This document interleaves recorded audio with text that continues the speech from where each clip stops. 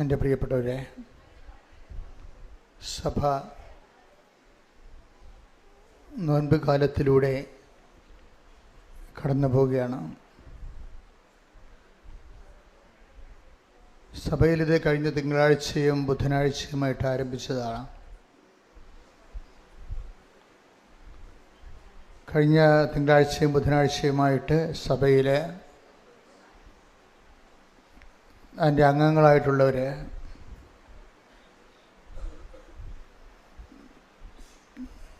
കരിയുടെ പൊടിയുണ്ടാക്കി അത് വെളിച്ചെണ്ണയിൽ ചാലിച്ച് നെറ്റിയിൽ കുരിശിട്ടിട്ട് വൈദികൻ പറയും, മനുഷ്യ നീ മണ്ണാകുന്നു.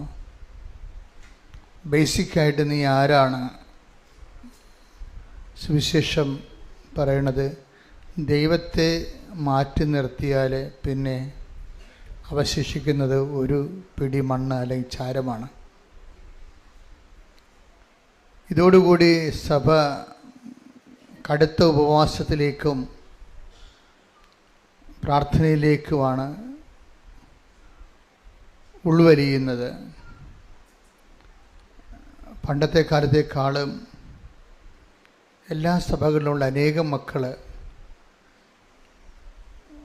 മുമ്പത്തേക്കാൾ ഉപവസിക്കുന്നവരും നോൻപ് അക്ഷരാർത്ഥത്തിൽ ആചരിക്കുന്നവരുമാണ്.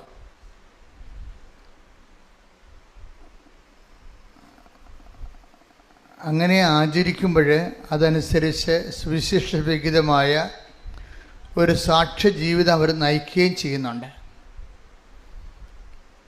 അതുകൊണ്ടാണ് സഭയിൽ ചില കശപിശകളൊക്കെ ഉണ്ടെങ്കിലും ജനങ്ങളെ ഇതൊന്നും ബാധിക്കാതെ പോകുന്നതിൻ്റെ കാരണം. അതെല്ലാ കാലത്തും ഉള്ളതാണ്. പക്ഷെ ജനങ്ങളുടെ ആധ്യാത്മികതയെയും സുവിശേഷവിഹിതമായ സാക്ഷ്യ ജീവിതത്തെയും ഒന്നും ബാധിച്ചിട്ടില്ല. കാര്യം ഇതിൻ്റെ അപ്പുറത്താണ് ദൈവവും ദൈവാനുഭവവും എന്ന് മനസ്സിലാക്കുമ്പോൾ, അങ്ങനെ മനസ്സിലാക്കി സഭയ്ക്ക് വേണ്ടി പ്രാർത്ഥിച്ച് അതിനെ സഭ എല്ലാ കാലത്തതുപോലെ സഭയും ഇതിനെ അതിജീവിച്ച് അങ്ങനെ ഭൂമിയിൽ യേശുക്രിസ്തുവിൻ്റെ അടയാളമായി സഭ ഇനിയും ഇനിയും വളരും. ശ്രുതികട ഹല്ലേലൂയ,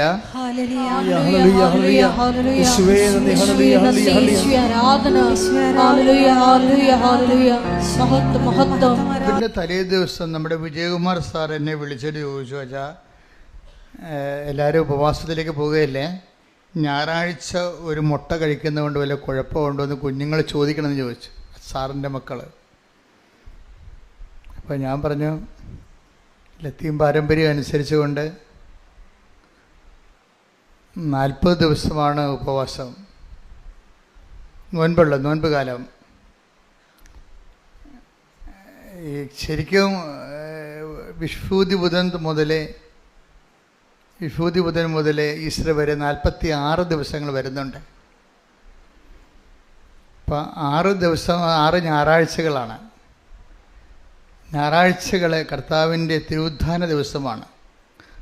നോൻപിൽ നിന്ന് ഒഴിവാക്കിയിട്ടുണ്ട്, പക്ഷെ പ്രാർത്ഥനാ ജീവിതത്തെ ഒഴിവാക്കിയിട്ടില്ല.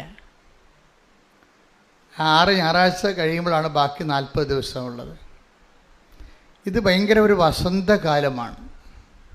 ദൈവത്തെ അന്വേഷിക്കുന്നവർക്ക്,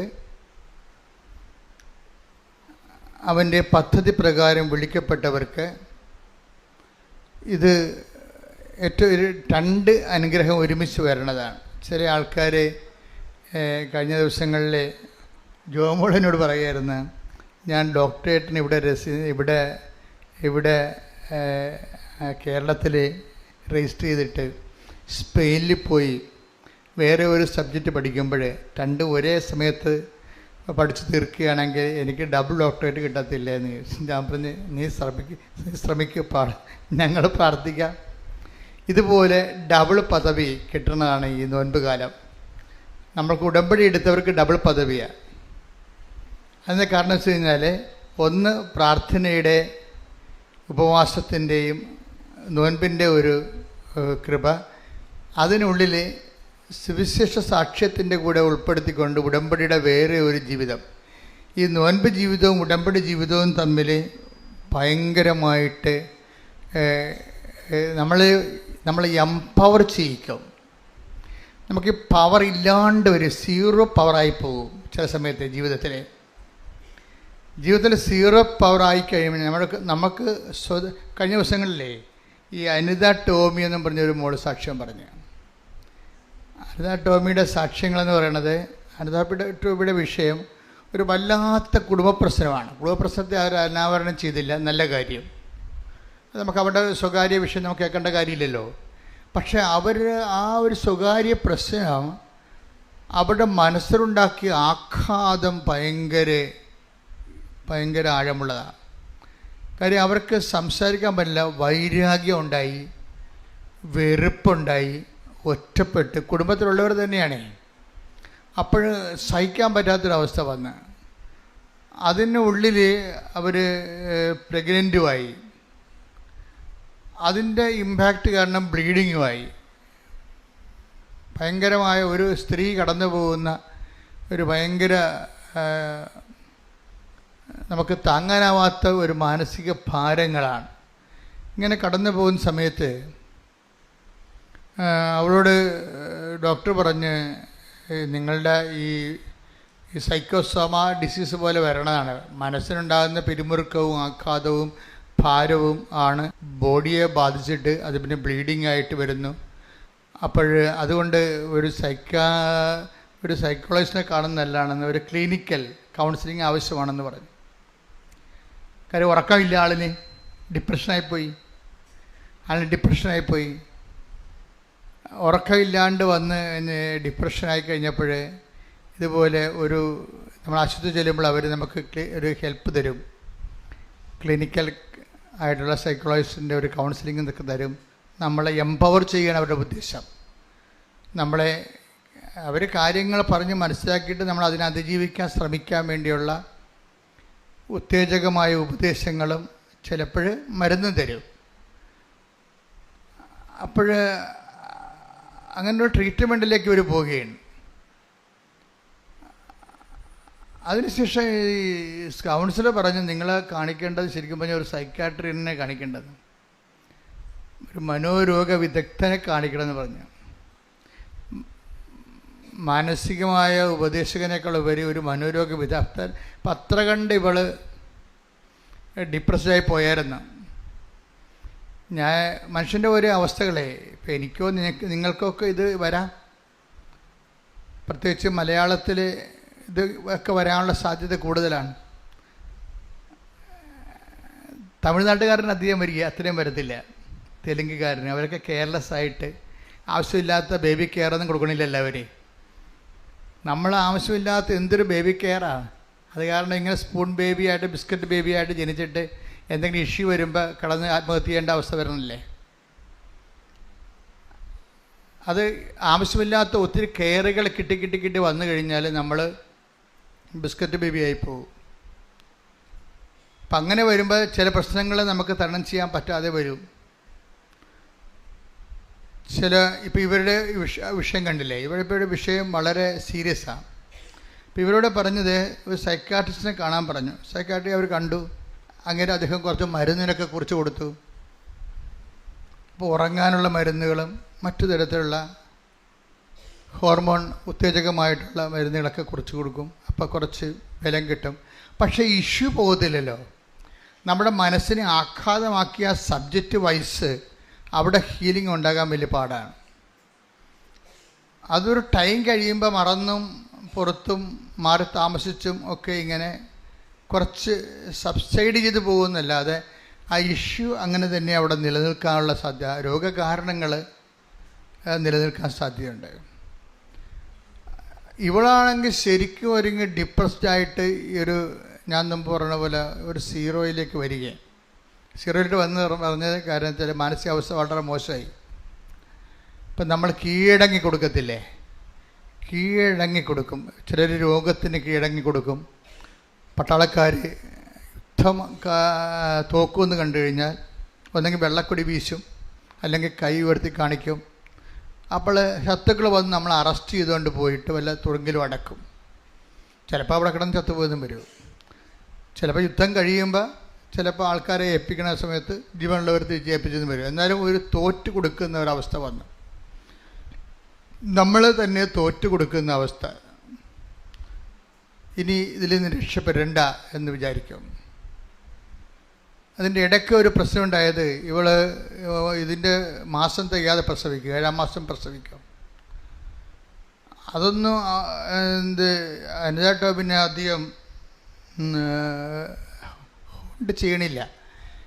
കാര്യം മനസ്സ് വളരെയേറെ ഡിപ്രസ്ഡ് ആയിരിക്കുകയാണ്. അപ്പോൾ അതുകൊണ്ട് നമുക്ക് ചുറ്റും നടക്കുന്ന സംഭവങ്ങളെക്കുറിച്ച് ഒത്തിരിയേറെ ആശങ്കകളോ സന്തോഷമോ അങ്ങനെയൊന്നും ഇല്ല. അതാണ് ഡിപ്രഷൻ എന്ന് പറയണത്.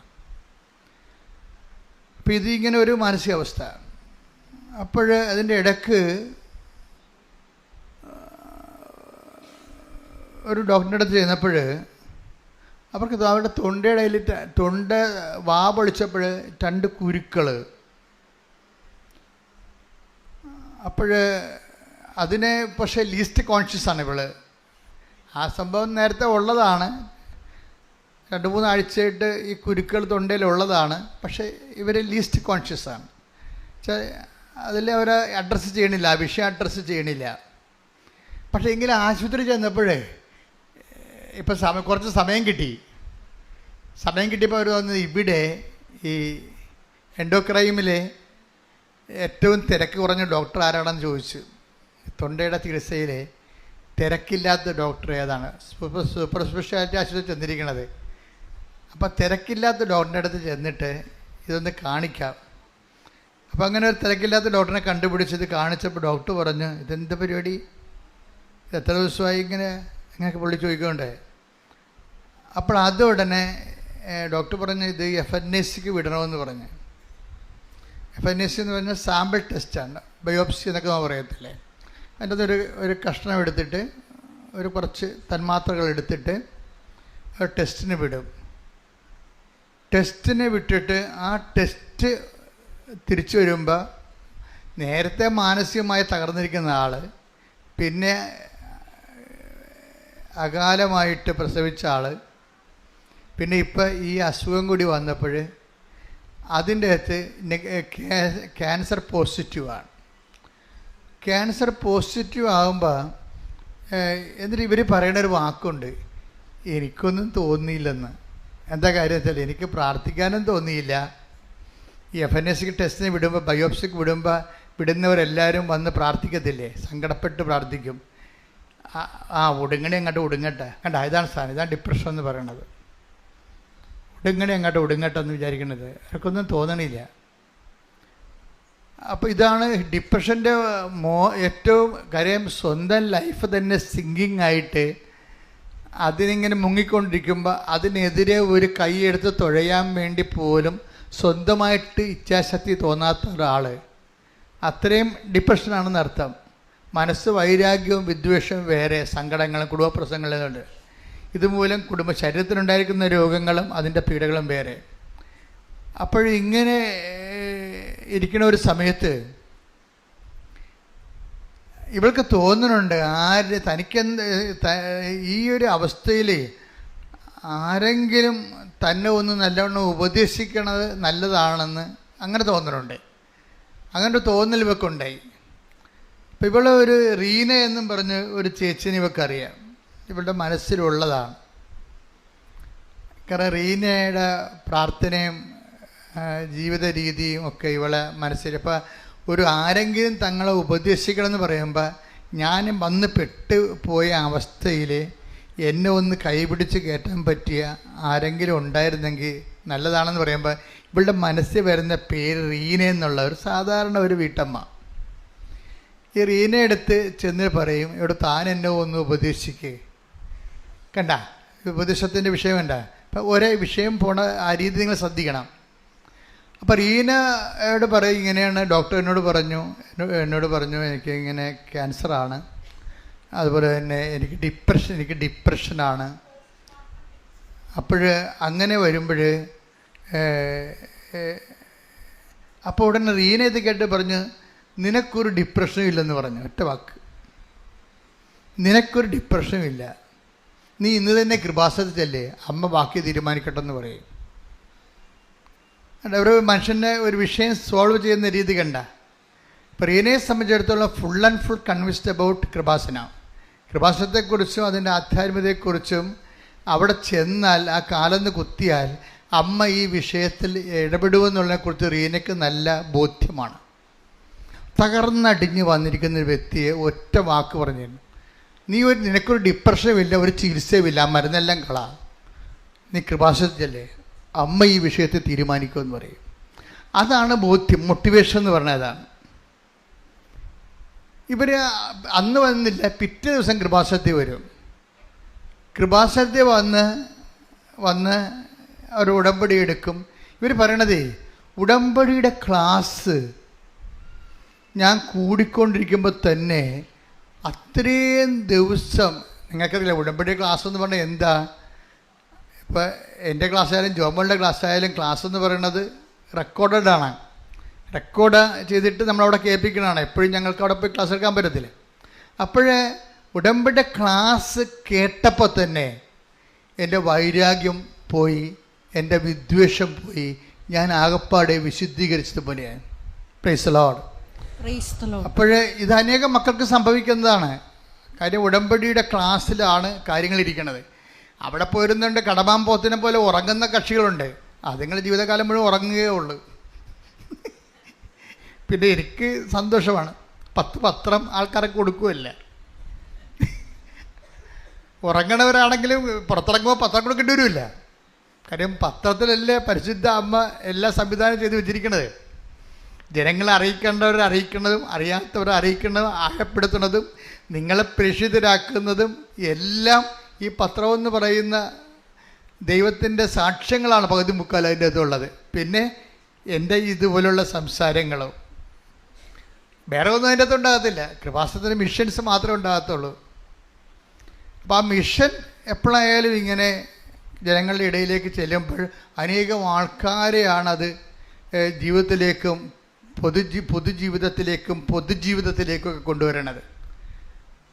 അപ്പോൾ ഇത് ക്ലാസ് കേട്ടപ്പോൾ തന്നെ വൈപ്പായി. നിങ്ങൾക്കറിയാമല്ലോ, ഇത് ക്ലാസ് കേൾക്കുമ്പോൾ തന്നെ നമ്മൾ ഭാരങ്ങളെല്ലാം മാറുകയും വിദ്വേഷം മാറുകയും ഒക്കെ ചെയ്യണമെങ്കിൽ ദൈവത്തിൻ്റെ ഒരു കയ്യൊപ്പുണ്ടാകണം അതിൻ്റെ അകത്ത്. അതാണ് എൻ്റെ അകത്ത് വിഷയം ഇരിക്കുന്നത്. കാര്യം തനിക്കെന്തോ സംഭവിച്ചിട്ടുണ്ട്, താൻ ഈ ചെയ്യണതൊന്നും ശരിയല്ല, ദൈവത്തിന് നിരക്കുന്നതല്ലെന്ന് സ്വയമായി ബോധ്യമൊക്കെ ഉണ്ട്. പക്ഷെ അവളോട് കാണിച്ചിരിക്കുന്നത് അനുസരിച്ചിട്ട് വൈരാഗ്യം ഒട്ടും മാറണമില്ല. അങ്ങനെ ഒരു പെട്ടിരിക്കുന്ന ആളെ അവൾ കാണിക്കുന്ന വൈരാഗ്യമോ വിദ്വേഷമോ ഒന്നും ശരിയല്ലെന്നും അതൊക്കെ മാറേണ്ടതാണെന്നും അവൾക്കറിയാം. പക്ഷെ അവളോട് കാണിച്ചിരിക്കുന്ന വ്യക്തികൾ അതിനുള്ള കാരണങ്ങളില്ലാത്ത കൊണ്ടും മനഃപൂർവ്വം ചെയ്തിരിക്കുന്ന കാരണവും അവൾക്ക് അതിൽ നിന്ന് പിന്തിരിയാൻ ഇഷ്ടപ്പെടുന്നില്ല. ഇങ്ങനെ ഒരു കാണാത്ത കയറെ കെട്ടിയിട്ടുള്ള വിഷമസന്ധിയിൽ അങ്ങനെ പെട്ടിരിക്കുന്ന അവസ്ഥയാണ്. പക്ഷെ അവിടെ എന്ത് സംഭവിച്ചിരിക്കുന്നത്, അവിടെ ഇവളുടെ ഒരു ആത്മാർത്ഥത കാരണം ഈ ദൈവം ആദ്യമേ തന്നെ ഇൻസെൻറ്റീവ് എന്ന് പറയും. നമ്മൾ ഇൻസെൻറ്റീവ് ആൻഡ് ഇൻവെസ്റ്റ്മെൻ്റ് എന്ന് പറയുന്നത് ഉടമ്പടിയിലെ ഒരു സംഭവമാണ്. ഇൻസെൻറ്റീവ് എന്ന് പറയുന്നത് നമ്മൾ ഇൻസെൻറ്റീവ് ഒരു അച്ചാരം പോലെ ഒരു അഡ്വാൻസ് നമ്മളുടെ നിന്നൊരു വ്യക്തിപരമായ താല്പര്യം എടുത്തു കഴിഞ്ഞാൽ, ഒരു 10% താല്പര്യം നമ്മൾ എടുത്തു കഴിഞ്ഞാൽ, നമ്മൾ ക്രിസ്തുവിനുള്ളവരാണെന്നുണ്ടെങ്കിൽ എന്ന് കഴിഞ്ഞാൽ ക്രിസ്തുവിൻ്റെ ആകർഷണ മേഖലയിൽ നിന്ന് പൂർണ്ണമായി വഴുതി പോയിട്ടില്ല, ഇപ്പോഴും ഒരു നോട്ട് പിടുത്തമുണ്ടെന്നുണ്ടെങ്കിൽ ദൈവം ഇതിൻ്റെ അകത്ത് ഇൻവെസ്റ്റ്മെൻറ്റ് നടത്തും.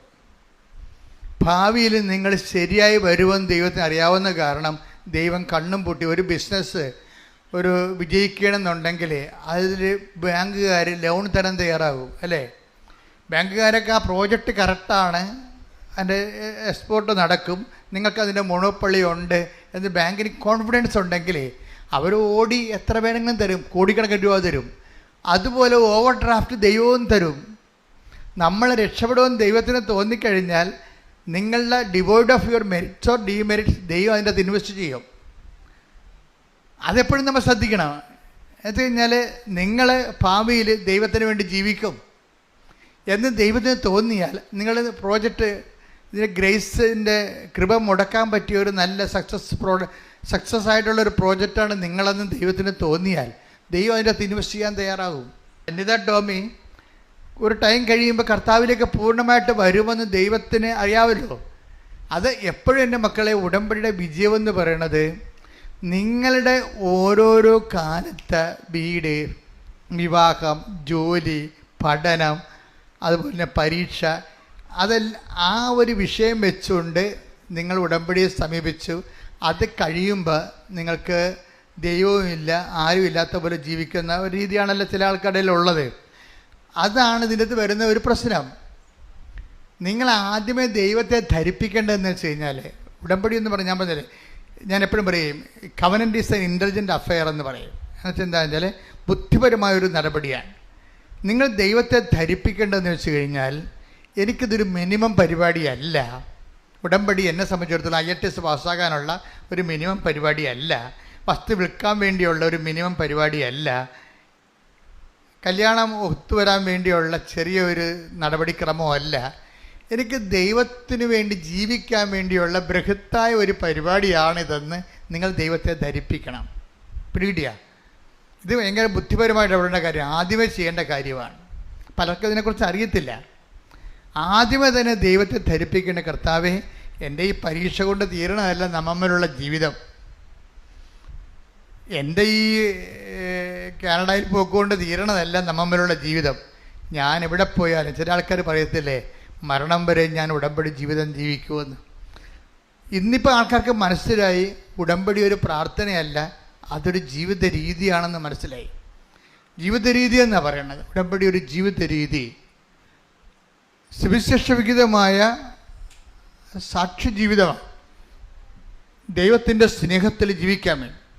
അങ്ങനെ ദൈവത്തിന് ആദ്യമേ നമ്മളെക്കുറിച്ച് സെൽഫ് ഇൻട്രൊഡക്ഷൻ ഇല്ലേ, നമ്മളെക്കുറിച്ച് സെൽഫ് ഇൻട്രൊഡക്ഷൻ. ഇപ്പം എവിടെയെങ്കിലുമൊക്കെ നമ്മളെ പരിചയമില്ലാത്ത സ്ഥലത്ത് ചെല്ലുമ്പോൾ പറയും നമ്മൾ ഇന്നയാളാണെന്ന് പറയത്തില്ലേ.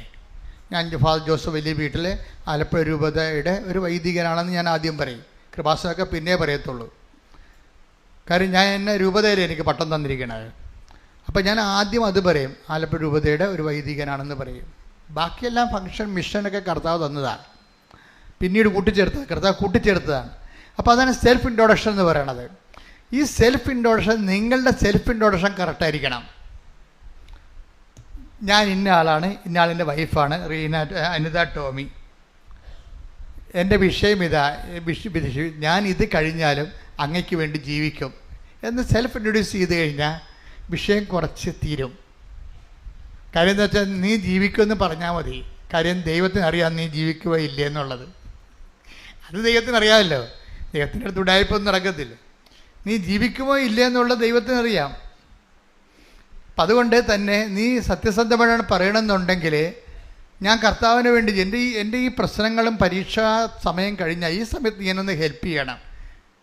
ഞാനിപ്പോൾ ഇത്രയും എക്വിപ്ഡ് അല്ല, ഈ വിഷയം അതിജീവിക്കാൻ ഞാൻ അത്രയും കരുത്തില്ല.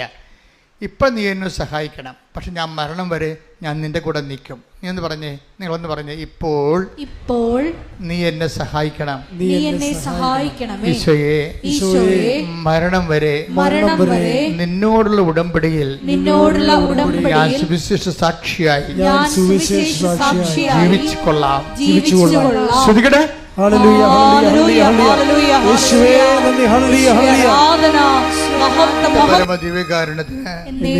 ആരാധനയും സ്തുതിയും പുകഴ്ചയും പരിശുദ്ധ പരമദിവ്യകാരുണ്യത്തിന് ആരാധനയും സ്തുതിയും പുകഴ്ചയും ഉണ്ടായിരിക്കട്ടെ. ഇത് നമ്മൾ പറയുമ്പോൾ അല്ലെങ്കിൽ ദൈവം നമ്മളിൽ നിന്ന് വായിച്ചെടുക്കും. പക്ഷേ അനിതയെ സംബന്ധിച്ചിടത്തോളം ദൈവം അത് നല്ലതുപോലെ വായിച്ചെടുത്തിട്ടുണ്ട്. കാര്യം അനിതയുടെ സാക്ഷ്യങ്ങൾ നിങ്ങൾ കേൾക്കുമ്പോൾ നിങ്ങൾക്ക് മനസ്സിലാകും. അനിത ഭയങ്കര നല്ല രസകരമായ ഭാഷയിൽ നമ്മളെപ്പോഴും ഉപയോഗിക്കേണ്ട ഇതാണ്. ഈ സാക്ഷ്യം പറയുമ്പോൾ, സാക്ഷ്യം എന്ന് പറയുമ്പോൾ, കൃപാസനത്തിൽ സാക്ഷ്യം പറയുമ്പോൾ ശ്രദ്ധിക്കേണ്ട കാര്യങ്ങളുണ്ട്. കാര്യം ദൈവം നിങ്ങളെ ഒരു സുവിശേഷമായിട്ട് ഉയർത്തുകയാണ്. ദൈവം നിങ്ങളെ സുവിശേഷമാകാൻ വേണ്ടി അഭിഷേകം ചെയ്യുന്നു. ദൈവം നിങ്ങളെ സുവിശേഷമേകാൻ വേണ്ടി അഭിഷേകം ചെയ്യുന്നു. രണ്ട് കാര്യം നടക്കുന്ന സാക്ഷ്യത്തിലാണ്. സാക്ഷ്യത്തിൽ എന്താ സംഭവിക്കുന്നത്? ഒരാൾ സുവിശേഷമാകുകയാണ്, അയാളുടെ ജീവിതം തന്നെയാണ് സുവിശേഷം. മറ്റെന്താണ്? അയാളുടെ അനുഭവത്തെ മറ്റവരിലേക്ക് പകർന്നു കൊടുക്കുകയാണ്. അപ്പം ഞങ്ങൾ പ്രാധാന്യം കൊടുക്കുന്ന രണ്ട് കാര്യമുണ്ട്. ഒന്ന് ഇവർ അധികം പ്രായമുള്ളവരായിരിക്കരുത്. കാര്യം എന്താ പറഞ്ഞാൽ യൂത്തിനാണ് ഇപ്പോൾ പ്രശ്നമുള്ളത്. കൃപാസനം എല്ലാ പ്രായമുള്ളവർ, എല്ലാവരും കുറഞ്ഞവർ എല്ലാവരുടെയും സ്ഥലമാണ്. പക്ഷേ നമ്മൾ സുവിശേഷ വേലയെ സംബന്ധിച്ചിടത്തോളം ഞങ്ങൾ ടാർഗറ്റ് ചെയ്യേണ്ട യൂത്തിനെയാണ്. എന്ന് വെച്ചാൽ ഇന്നത്തെ ഒരു കാലത്ത് ദൈവത്തിൽ നിന്ന് അകന്നു പോയിക്കൊണ്ടിരിക്കുന്നത് ആരാണ്? ചെറുപ്പക്കാരാണ്. അപ്പം അകന്നു പോയിക്കൊണ്ടിരിക്കുന്ന ചെറുപ്പക്കാരാണ് അഡ്രസ്സ് ചെയ്യണത്. അതുകൊണ്ട് തന്നെ ഞങ്ങൾ ചെറുപ്പക്കാർ എന്തെങ്കിലും പറയുമ്പോൾ അവിടെ സാക്ഷി അല്പം ക്വാളിറ്റി കുറവാണെങ്കിൽ പോലും ഞങ്ങളെ പ്രൊമോട്ട് ചെയ്യും. എന്താ കാര്യം?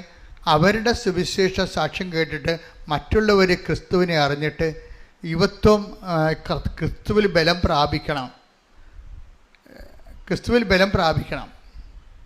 അപ്പോൾ അതുകൊണ്ട് തന്നെ എപ്പോഴും നമ്മൾ സാക്ഷ്യം പറയുമ്പോൾ യൂത്ത് അതിൻ്റെ അകത്തുണ്ടെങ്കിൽ നിങ്ങൾ അമ്മമാർ അവരെ കൂട്ടിക്കൊണ്ടുവരണം.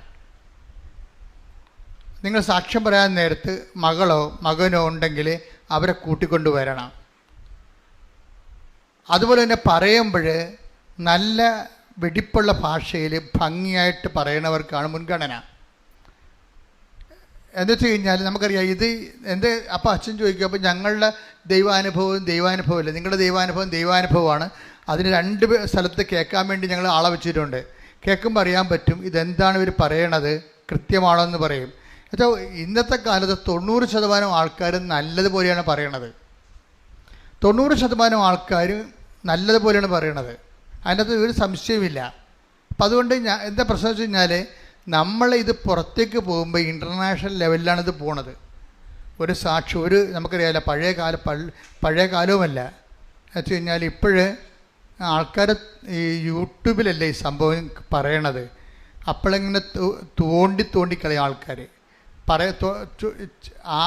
സാക്ഷ്യം കേൾക്കുമ്പോൾ തന്നെ ചളുവാണെങ്കിൽ അവർ തോണ്ടിയിട്ട് വേറെ വല്ല മമ്മൂട്ടിയുടെ പടവും കണ്ടുകൊണ്ടിരിക്കും ആൾക്കാർ.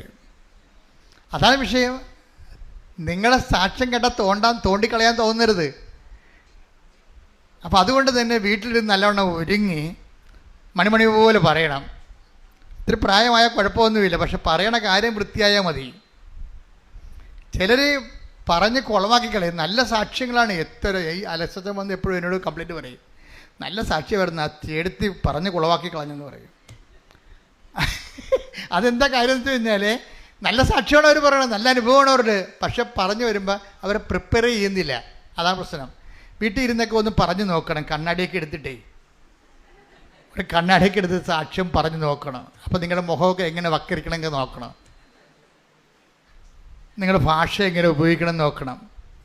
അപ്പോൾ ഒന്ന് ടെസ്റ്റ് ഒന്ന് കാര്യം നമ്മളെന്താണ് ഇത് സാക്ഷ്യത്തിന് വേണ്ടി ഒരു പീഠമിട്ടുണ്ടാക്കിയിട്ടിരിക്കുകയാണ്. മതാവിൻ്റെ മുമ്പിൽ നിർത്തിയിരിക്കുകയാണ്. മതാവിൻ്റെ മുമ്പിൽ നിൽക്കലാണ്. പ്രത്യക്ഷീകരണത്തിൻ്റെ സാക്ഷ്യമാണേ. കൃപാസനത്തിൻ്റെ സാക്ഷ്യമെല്ലാം എന്താണ്? അമ്മ ചുറ്റും നടന്ന് അമ്മ ഇവിടെ അല്ലല്ലോ ഇരിക്കണേ. ഇവിടെ വരുന്നവർക്ക് ഇവിടെ, അല്ലാത്തവർക്ക് എവിടെയാണ് അവിടെ ഉള്ളത് അവിടെ ചെന്നിട്ടാണ് ഈ സാക്ഷ്യം ഉണ്ടാക്കുന്നത്. സുഗന്ധലേപനമായാലും ശരി, മഴവില്ലായാലും ശരി, അമ്മയുടെ പ്രത്യക്ഷീകരണമായാലും ശരി, സ്വപ്നമായാലും ശരി, സഞ്ചാരി മാതാവ് സമയത്തിൻ്റെ അധികാരിയായിട്ട് ഈ പ്രത്യക്ഷീകരണ സന്ദേശം എവിടെയാണോ നിങ്ങൾക്ക് വിഷമമുള്ളത് ആ വെന്റിലേറ്ററിൽ പോലും അമ്മ നേരിട്ട് വരികയാണ്. ആ പ്രത്യക്ഷീകരണത്തിൻ്റെ സാക്ഷ്യമാണ് ഇവിടെ പറയണത്.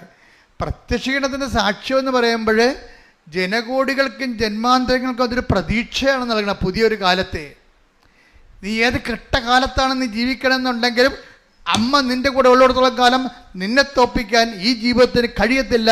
ദൈവം ജയിക്കും, നീ ജയിക്കും, നിന്നിലൂടെ സുവിശേഷം മുന്നേറും. ശ്രുതികട ഹല്ലേലൂയ.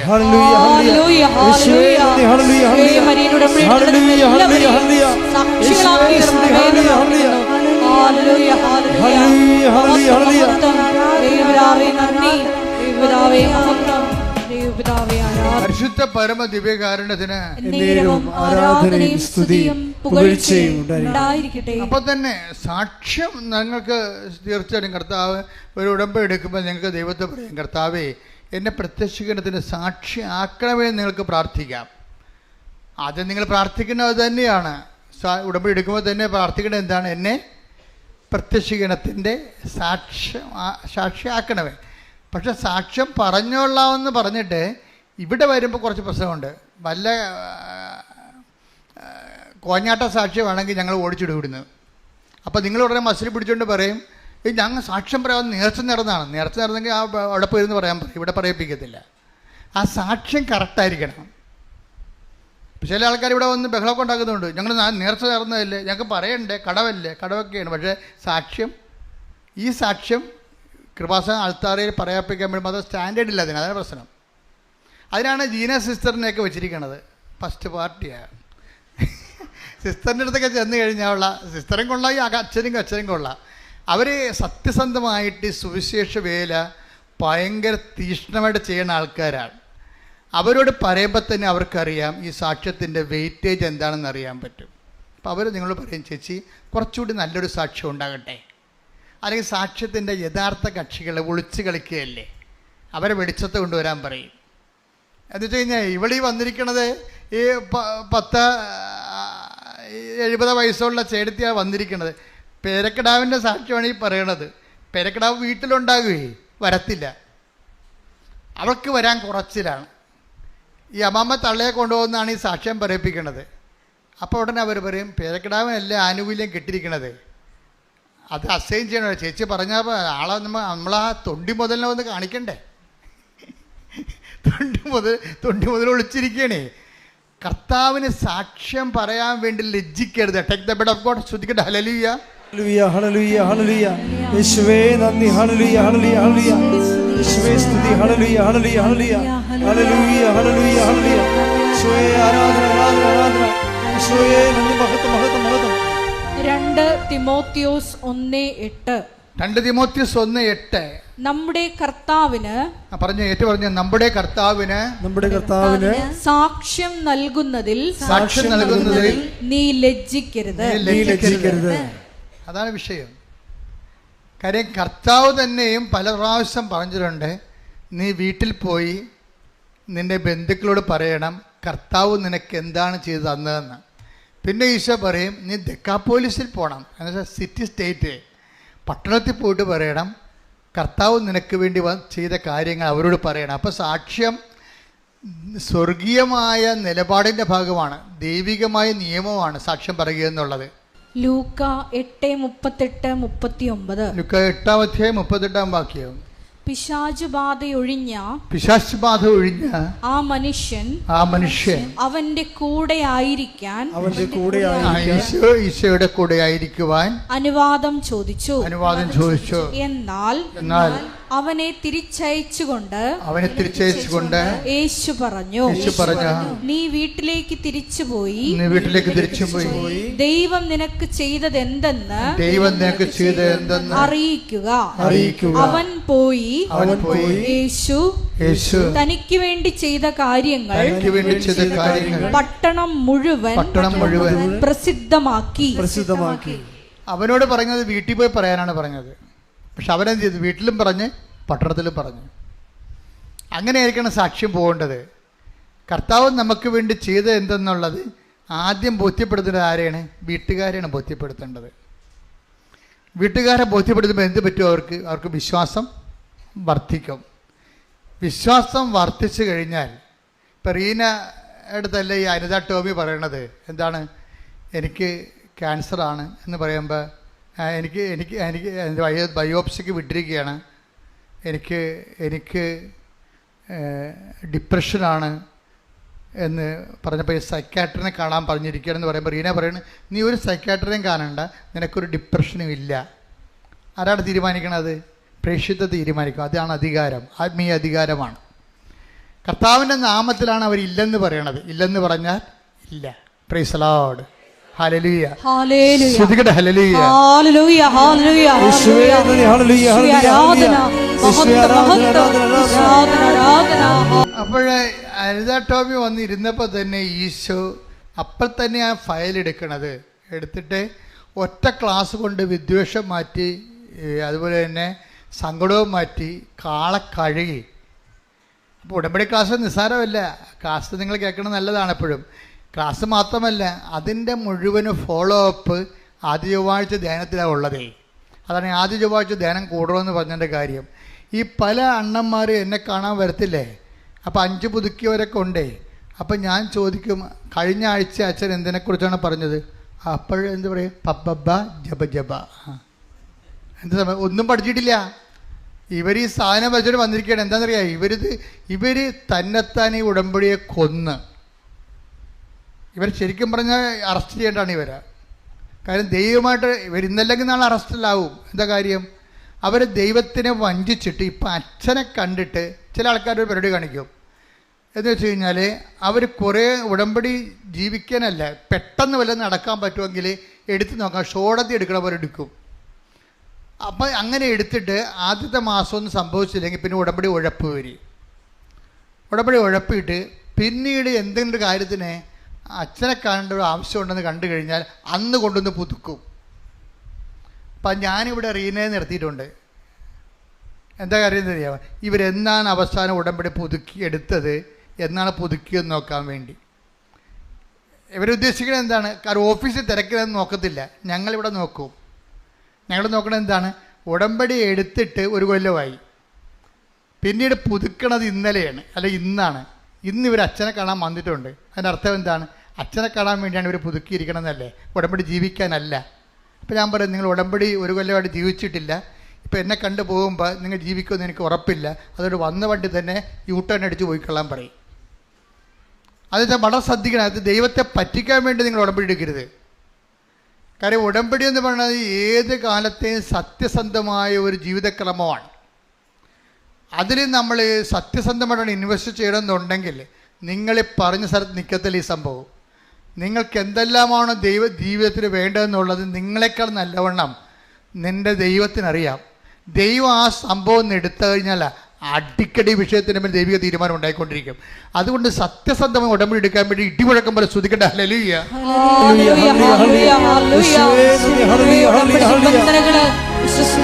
പാലിക്കാനുള്ള അധിക അഭിഷേകം ഞങ്ങൾക്ക് നൽകണമേ, അധിക കൃപ നൽകണമേ.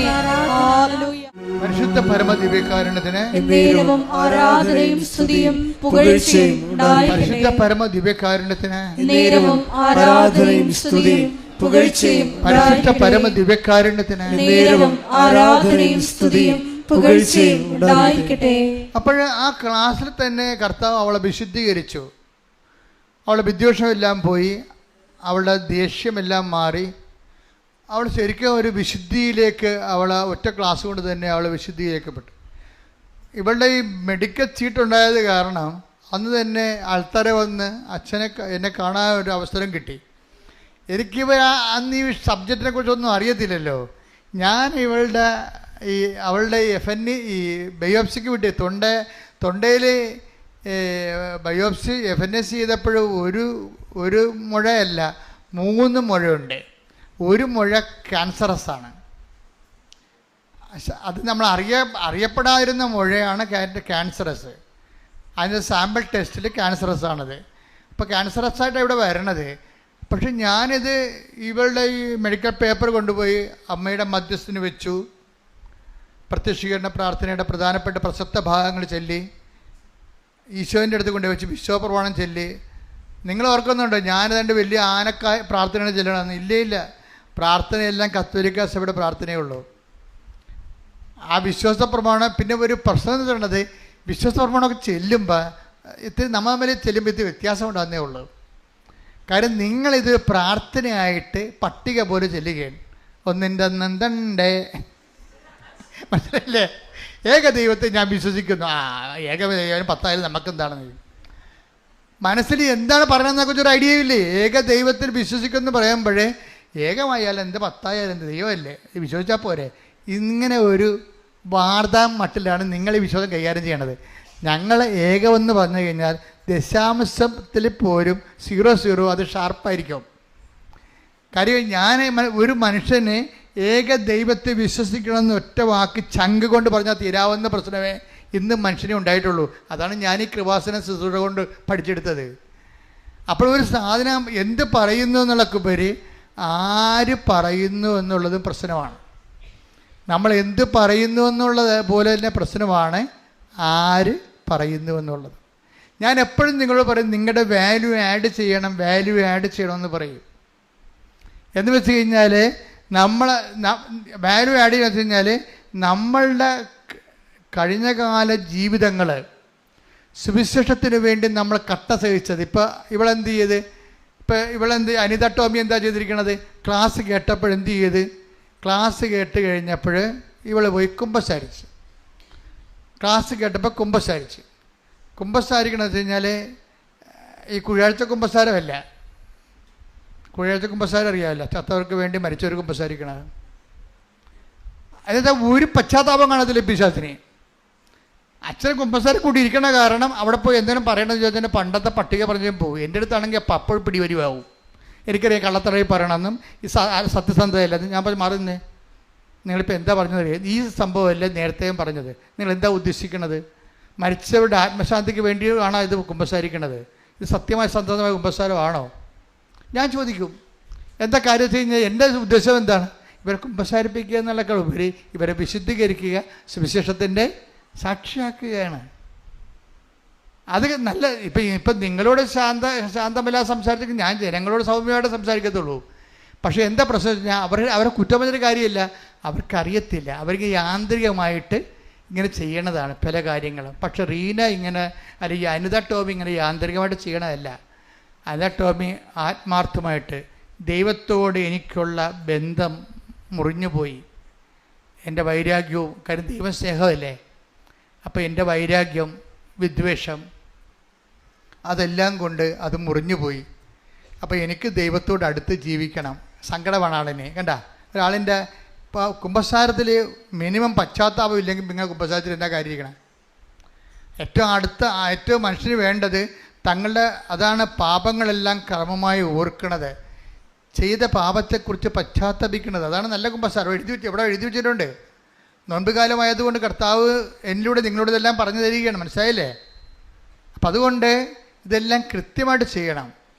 അപ്പം ഈ അനിത ടോമിയുടെ കുമ്പസാരം കഴിഞ്ഞപ്പോൾ കുമ്പസാരക്കാരൻ പറഞ്ഞു, അനിതേ, നിനക്ക് പ്രശ്നങ്ങളുണ്ട്, പ്രയാസങ്ങളുണ്ട്, അതെല്ലാം ശരിയാണ്. നീ ഒത്തിരിയേറെ തെറ്റിദ്ധരിക്കപ്പെട്ടിട്ടുണ്ട്, ഒറ്റപ്പെട്ടിട്ടുണ്ട്, സങ്കടപ്പെട്ടിട്ടുണ്ട്, അതൊക്കെ ശരിയാണ്. നിനക്ക് എന്തുകൊണ്ട് നമ്മുടെ കർത്താവിൻ്റെ പീഡാനുഭവങ്ങളോട് കൂടെ ഇതങ്ങോട്ട് കൂട്ടിവെക്കാൻ പാടില്ല? എന്തുകൊണ്ട് നിനക്ക് നമ്മുടെ കർത്താവ് വല്ല തെറ്റും ചെയ്താ? ആരുടെങ്കിലും കടുത്തേക്ക് കയറിയാ? ആരെങ്കിലും നിന്ദിക്കുന്ന വല്ലതും ചെയ്താ? ആരെങ്കിലും ഉപദ്രവിച്ച? ഒരു തെറ്റും ചെയ്യാതെ അല്ലേ കർത്താവ് ഇത്രയും അനുഭവിച്ചത്?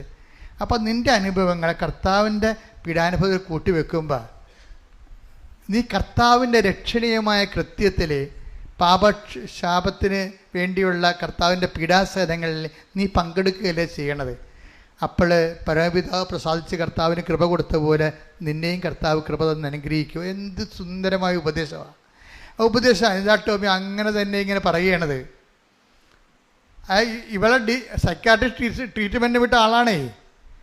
റീനയാണ് വഴി പിരിച്ചിട്ട് കറക്റ്റ് ട്രീറ്റ്മെൻറ്റ് വിടണത്. റീനയാണ് പറഞ്ഞത്, നിൻ്റെ കാര്യം കൃപാസനം മാത്രം നോക്കിക്കൊള്ളൂ എന്ന് പറഞ്ഞ്, നിനക്ക് ഡിപ്രഷൻ ഇല്ലെന്ന് പറഞ്ഞ്. ഇപ്പം എന്നാ പറ്റി? ഒരു കുമ്പസാരം കൂടി കഴിഞ്ഞപ്പോൾ ആൾ ഊക്കിയായി. അതിനുശേഷമാണ് വന്ന് അച്ഛനെ കാണുന്നത്.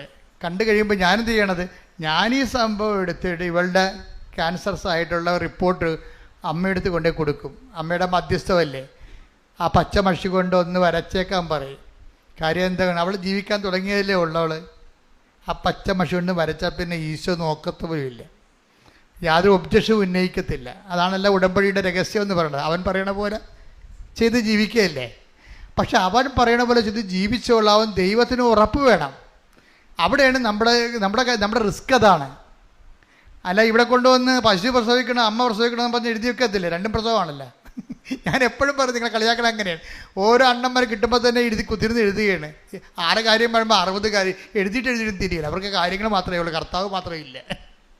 കാര്യങ്ങൾ മാത്രമേ ഉള്ളൂ, കർത്താവ് മാത്രമേ ഇല്ല. ചിലർക്ക് കാര്യങ്ങൾ കർത്താവ് തന്നെ ആയിരിക്കും. കർത്താവ്, എൻ്റെ കാര്യമെന്ന് പറഞ്ഞാൽ നീയാണ്. നിന്നെ പിരിഞ്ഞ് ജീവിക്കാൻ ഇടവരുത്തരുത്, നിൻ്റെ കൂടെ ജീവിക്കാൻ എന്നെ സഹായിക്കണം. അപ്പം വിഷയം മാറി. അപ്പം ദൈവത്തെ ജനുവിനാണെന്ന് മനസ്സിലാകും. ദൈവത്തിന് വേണ്ടി ജീവിക്കാൻ വേണ്ടിയല്ലേ ഇത്രയും കഷ്ടപ്പെടുന്നത്. അപ്പോൾ ഞാനിത് അമ്മയോട് പറഞ്ഞു, അമ്മയെ പച്ചമഷിക്കൊന്ന് വരയിട്ടേക്കണേ, അത് ജീവിച്ച് പോട്ടെന്ന് പറയും. അത് എന്നിട്ട് കൊണ്ടുവന്ന് ഈശോൻ്റെ അടുത്ത് കൊടുത്തിട്ട് വിശ്വപ്രമാണം ചെല്ലും. പിന്നെ ഒരു ബന്ധനം മോചനം ഡെലിവറൻസ് പ്രാർത്ഥനയും ചൊല്ലിയിട്ട് അവൾക്ക് കൊടുക്കും. ഡെലിവറൻസ് പ്രാർത്ഥന ചൊല്ലിയിട്ട് അവൾക്ക് കൊടുക്കും. കൊടുത്തിട്ട് പറയണത് എന്താണെന്ന് അറിയാവോ? സാക്ഷ്യം വന്ന് പറഞ്ഞോ എന്ന് പറഞ്ഞു. അപ്പോൾ എനിക്കത് എവിടെ നിന്ന് കിട്ടി? ഇവിടുന്ന് പോയിട്ട് അവിടെ ചെന്നപ്പോൾ അവിടുന്ന് പറഞ്ഞതാണ് സാക്ഷ്യം പറഞ്ഞോളാൻ പറഞ്ഞത്. അപ്പം ഞാനിത് അനിതക്ടോയ്ക്ക് പറഞ്ഞ് അമ്മ പറയേണ്ടത് സാക്ഷ്യം വന്ന് പറഞ്ഞോളാൻ പറയുന്നുണ്ട്. അപ്പം സാക്ഷ്യം വന്ന് പറയാൻ വേണ്ടി അവൾ പോവുകയാണ്. പിന്നെ എന്താ സംഭവിക്കണത്? പിന്നെ റിസൾട്ട് വരുമ്പോൾ എന്താ പറയണത്? FNACയിലും സാമ്പിൾ ടെസ്റ്റിലും ക്യാൻസർ ഉണ്ടായിരുന്നു.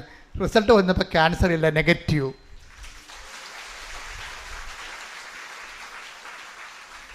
അപ്പോൾ ഇതാണ് ഉടമ്പടി. പക്ഷേ ഉടമ്പടിയിൽ എന്ന് പറയണത്, ഞാൻ എന്തുകൊണ്ടാണ് നിങ്ങളോട് ഇങ്ങനെ പറയണത്, ശാസിച്ചൊക്കെ സംസാരിക്കണമെന്ന് വെച്ച് കഴിഞ്ഞാൽ നിങ്ങളോട് വഴക്കുണ്ടാവുള്ളതല്ല, നിങ്ങളെ ഈ അലംഭാവവും ആലസ്യവും മാറ്റിയിട്ട് വൃത്തിയും മെനയുമായിട്ട് കുറച്ച് സീരിയസ് ആയിട്ട് ഉടമ്പടിയിലോട്ട് വരണം. അതിനാണ് ഞാൻ വഴക്കുണ്ടാക്കുന്നത്. അല്ല വേറെ പ്രശ്നങ്ങളൊന്നുമില്ല. അച്ഛൻ്റെ സ്വഭാവം ഇതാണെന്ന് നിങ്ങൾ പറഞ്ഞ കാര്യമില്ല. കാര്യം എൻ്റെ സ്വഭാവം ഇതല്ല, ഞാൻ വളരെ സൗമ്യയോട് സംസാരിക്കുന്ന ആളാണ്. പക്ഷേ എൻ്റെ പ്രോബ്ലം എന്ന് വെച്ച് കഴിഞ്ഞാൽ നിങ്ങൾ ഉഴപ്പായിട്ട് പലപ്പോഴും തോന്നിയിട്ടുണ്ട് പലരും. അവരൊരു സൈഡ് ആരെങ്കിലും പറഞ്ഞപ്പോൾ കേട്ട്, എന്നാൽ ഇപ്പം അവർക്ക് ഞങ്ങളുടെ കിഴക്കേ വീട്ടിൽ കിട്ടിയ അനുഗ്രഹം, പടിഞ്ഞാറേ വീട്ടിൽ കിട്ടിയ അനുഗ്രഹം, ഇനിയിപ്പോൾ നമ്മൾ മാത്രം, ഇനിയിപ്പോൾ നമുക്കായിട്ട് കുറയേണ്ട കാര്യം, നമുക്ക് എന്നാൽ നീയുമ്പോൾ ഉടമ്പടി എടുക്കണമെന്ന് പറയും. ഈ ഉടമ്പടി തുടങ്ങിയ കാലം 2015. 2016 ഒരു ചെടുത്തി വന്നായിരുന്നു ഇവിടെ. ഒരു മോള് പൂങ്കാവിൽ പോകാൻ പോണ വഴിക്കാണ് ഇവിടെ വന്ന്. അപ്പോൾ ഇവിടെ വന്നിട്ട് കലവൂരിറങ്ങി 1 കിലോ ചെമ്മീൻ മേടിച്ചു ചന്തയെന്ന്. ചെമ്മീനും മേടിച്ച് ഇവിടെ വന്ന് നിൽക്കുക. അപ്പോൾ എന്നിട്ട് ഇവിടെ വന്ന് ഉടമ്പടി എടുത്ത്. അപ്പോൾ പറഞ്ഞേ, എൻ്റെ കൊച്ചെ ഒന്ന് വെറുതെ വേഗം വിടണുണ്ടാക്കി, ചെമ്മീൻ ചീഞ്ഞു പോകുന്നു. എന്ത് പറയാനാണ്? അങ്ങനെയുള്ള ആൾക്കാർ ഉടമ്പടി എടുത്തിട്ടുണ്ട് പണ്ട്. പക്ഷെ അന്ന് കൗൺസിലേഴ്സ് ഒക്കെ കൃത്യമായിട്ട് അവരെ പറഞ്ഞ് കൃത്യമായിട്ട് മനസ്സിലാക്കി അവരെ കറക്റ്റ് ചെയ്താണ് വിട്ടിട്ടുണ്ട്. അപ്പോൾ അവർ സൈഡായിട്ട് പോകുന്ന വഴിക്ക്, എന്നാൽ ആലപ്പുഴ അളിയൻ്റെ വീട്ടിൽ പോകുകയല്ലേ എന്നവർ ഉടമ്പടി എടുത്തേക്കാന്ന് പറഞ്ഞു. അങ്ങനെ വഴിക്ക് പോകുന്ന വഴിക്ക് കയറിയാൽ ഉടമ്പടി വർക്കൗട്ട് ചെയ്യത്തില്ല. അതുകൊണ്ടാണ് നമ്മളിവിടെ അച്ഛന്മാർക്കെല്ലാം നിർദ്ദേശം കൊടുത്തിട്ടുണ്ട്, വന്ന ആൾക്കാരെ പ്രാർത്ഥിക്കാൻ നിൽക്കരുതെന്ന് പറഞ്ഞിട്ടുണ്ട്. വന്ന ഈ അകത്ത് ഇത് പെരുവഴിയല്ലേ, നാഷണൽ ഹൈവേ അല്ലേ, ആ പോണ വഴിക്ക് ഇവിടെ ആൾ കൂടി നിൽക്കണം. ഇതെന്താ? ഇവിടെ കൃപാസനം ആണോ? എന്നൊന്ന് ഇറങ്ങിയേക്കാം. അവിടെ അപ്പുറത്ത് പോയി ചായയും കുടിച്ച് ഇവിടെ വരുമ്പോഴാണ് അച്ഛനിരിക്കണം. അങ്ങനെ തലേന്ന് കാണിച്ചേക്കും. പേരെന്താ? കൃപാസനത്തിൽ വന്നത് പ്രാർത്ഥിച്ചെന്ന പേര്. എന്ത് ഇവൻ്റെ മിക്കവാറും പൊറുക്കാൻ കഴിക്കണം, മരിക്കാനാകും. പിറ്റേ ആഴ്ചയിൽ എന്താ ഇവൻ തമ്പുരാന് പണി തന്നിരിക്കണല്ല, പോണ വഴിക്ക് കയറി തമ്പുരാന് പണി കൊടുത്തിരിക്കണതാണ്. അപ്പം അത്രയും പ്രാധാന്യമേ ഉള്ളൂ. നമ്മൾ അഡ്രസ്സ് ചെയ്യരുത്. നമ്മൾ അഡ്രസ്സ് ചെയ്യേണ്ടത് അവർ ഉടമ്പടി എടുത്ത് ഇതിനു വേണ്ടി തന്നെയാണ് വന്നതെന്ന് നമ്മൾ നോക്കണം. കർത്താവിൻ്റെ കാര്യം ഇത് ഭയങ്കര സീരിയസ് ആയല്ലേ, സത്യസന്ധമായ കാര്യമാണ്. ഞാൻ അച്ഛന്മാരെ എല്ലാം വിളിച്ചതിനെ മുറി ഇരുത്തി കറക്റ്റ് കാര്യം പറയും. എന്താ കാര്യം? അച്ഛന്മാർക്ക് അറിയത്തില്ലല്ലോ. ഒന്ന് പ്രാർത്ഥിക്കുക, നമ്മൾ പ്രാർത്ഥിക്കാൻ വേണ്ടിയില്ല അഭിഷേകം മേടിച്ചിരിക്കണത്, അങ്ങോട്ട് പ്രാർത്ഥിച്ചേക്കാം. ഞാൻ അത്തരം കയ്യൊന്നും നീളണ്ട. എന്താ കാര്യം? ഈ കക്ഷി ഇതിനു വേണ്ടിയാണ് വന്നത്. ഇത് ഉടമ്പടി ധ്യാനകേന്ദ്രമാണ്. ലോകത്തിൽ ഇവിടെ മാത്രം എന്താ ഉടമ്പടി തരാൻ കാര്യം? അത് ഒറ്റ ചിന്ത പോരെ. അത് നിലനിൽപ്പാണ്. എന്ന് വെച്ച് കഴിഞ്ഞാൽ നമ്മൾ 5 മിനിറ്റ് നമ്മുടെ ചുണ്ട് ചലിപ്പിച്ചാലും കർത്താവിന് പ്രയോജനം ഉണ്ടാകണം തന്നെ ഞാൻ ഈ 30 കൊല്ലം ചിന്തിച്ചിരിക്കണത്. അപ്പം കർത്താവിൻ്റെ മുമ്പിലുള്ള നിപ്പ് എങ്ങനെയാണെന്ന് എനിക്കറിയാം. അതുകൊണ്ടല്ലേ അമ്മ പ്രത്യക്ഷപ്പെട്ടത്. അപ്പം അതുകൊണ്ട് തന്നെ നമ്മൾ ഈ വിഷയത്തിൽ കർക്കശ്യമാണ്. നമ്മൾ കൊടുക്കണ പൊന്നിനേക്കാളും തങ്കത്തെക്കാളും വിലയുള്ള ദൈവത്തിൻ്റെ കൃപയാണ് കൊടുക്കണത്. അപ്പം അത് വാങ്ങുന്നവന് ആ ബോധം ഉണ്ടാകണം. അല്ലെങ്കിൽ നമ്മൾ ബോധം ഉണ്ടാക്കും. ആ ബോധം ഉണ്ടാക്കും. അപ്പം അത് അച്ഛൻ ടോക്ക് കേൾക്കുമ്പോൾ എനിക്ക് മനസ്സിലാകും നിങ്ങൾ സത്യസന്ധമായിട്ട് ആണ് വിഷയം പോകണമെന്നുണ്ടെങ്കിൽ. ഇപ്പോൾ ഈ അനിതാട്ടോയി പറഞ്ഞ ഒരു വേറെ കാര്യമുണ്ട്. അനിതാട്ടോയി പറഞ്ഞേ, എനിക്ക് ട്രീറ്റ്മെൻറ്റിലേക്ക് തൊണ്ടയ്ക്ക് ഓപ്പറേഷൻ വേണ്ടി വന്നു. ക്യാൻസർ ഇല്ലെന്ന് തെളിഞ്ഞ്, പക്ഷേ എന്നാലും ആ മുഴ കളയണ്ടേ. അപ്പോൾ മൂക്കിൽ കൂടി ട്യൂബ് ഇടേണ്ടി വരും. അപ്പോൾ അനിതാട്ടോയി പറയണേ, എൻ്റെ മൂക്കിലൊരു കുരു ഉണ്ടായിരുന്നു. അപ്പോൾ എനിക്ക് പേടിയായിരുന്നു, മൂക്കിലൂടെ ട്യൂബ് കയറ്റി കഴിയുമ്പോൾ ആ കുരുവൽ ഉരഞ്ഞാൽ എനിക്ക് ഭയങ്കര സീനാവും, എന്ത് ചെയ്യൂ? അപ്പോൾ ഞാൻ എന്ത് ചെയ്ത്, ഞാൻ ഉടമ്പടി തൈലം എടുത്തിട്ട് ബിഷോപ്രമാണെങ്കിലും മൂക്കിൻ്റെ അകത്ത് കൈയിട്ട് തേച്ച് അത് കാണാനില്ലെന്നും. അതെന്ന് നമ്മൾ സത്യസന്ധമായിട്ടാണ് വിഷയം കൈകാര്യം ചെയ്യണമെന്നുണ്ടെങ്കിൽ നമ്മളെക്കാൾ സത്യസന്ധമായിരിക്കും ദൈവം. ദൈവം സത്തയിൽ തന്നെ സത്യസന്ധനാണ്. ദൈവം സത്തയിൽ തന്നെ സത്യസന്ധനാണ്. ഞാൻ ഉദ്ദേശിക്കുന്നത് ആ സത്യാവസ്ഥ നിങ്ങളും കൂടി സത്യമായി കഴിഞ്ഞാൽ പിന്നെ നമുക്ക് തിരിഞ്ഞു നോക്കേണ്ടി വരത്തില്ല. ദൈവം സത്തയിൽ തന്നെ സത്യസന്ധനാണ്, വിശ്വസ്തനാണ്. നമ്മളും കൂടി, നമ്മളാണ് ഇനി പ്രശ്നം. നമ്മൾ കൂടി ഒന്ന് ഓക്കെ ആയി കഴിഞ്ഞാൽ പിന്നെ എത്ര പെട്ടെന്നാണെന്നറിയാം സ്പീഡപ്പ് ആകണത്. സാക്ഷ്യങ്ങൾ പ്രാർത്ഥിക്കുക. കർത്താവായ ദൈവമേ, കർത്താവായ ദൈവമേ, അങ്ങ് ഈ സത്തയിൽ തന്നെ സത്യസന്ധനാണ്. അങ്ങയുടെ നാമത്തിലെ സുവിശേഷം ജീവിക്കുമ്പോഴേ എനിക്കും സത്യസന്ധത പാലിച്ചുകൊണ്ട് ഉടമ്പടിയിൽ ജീവിക്കുവാൻ എന്നെ സഹായിക്കണമേ. ശ്രുതികട്ടെ.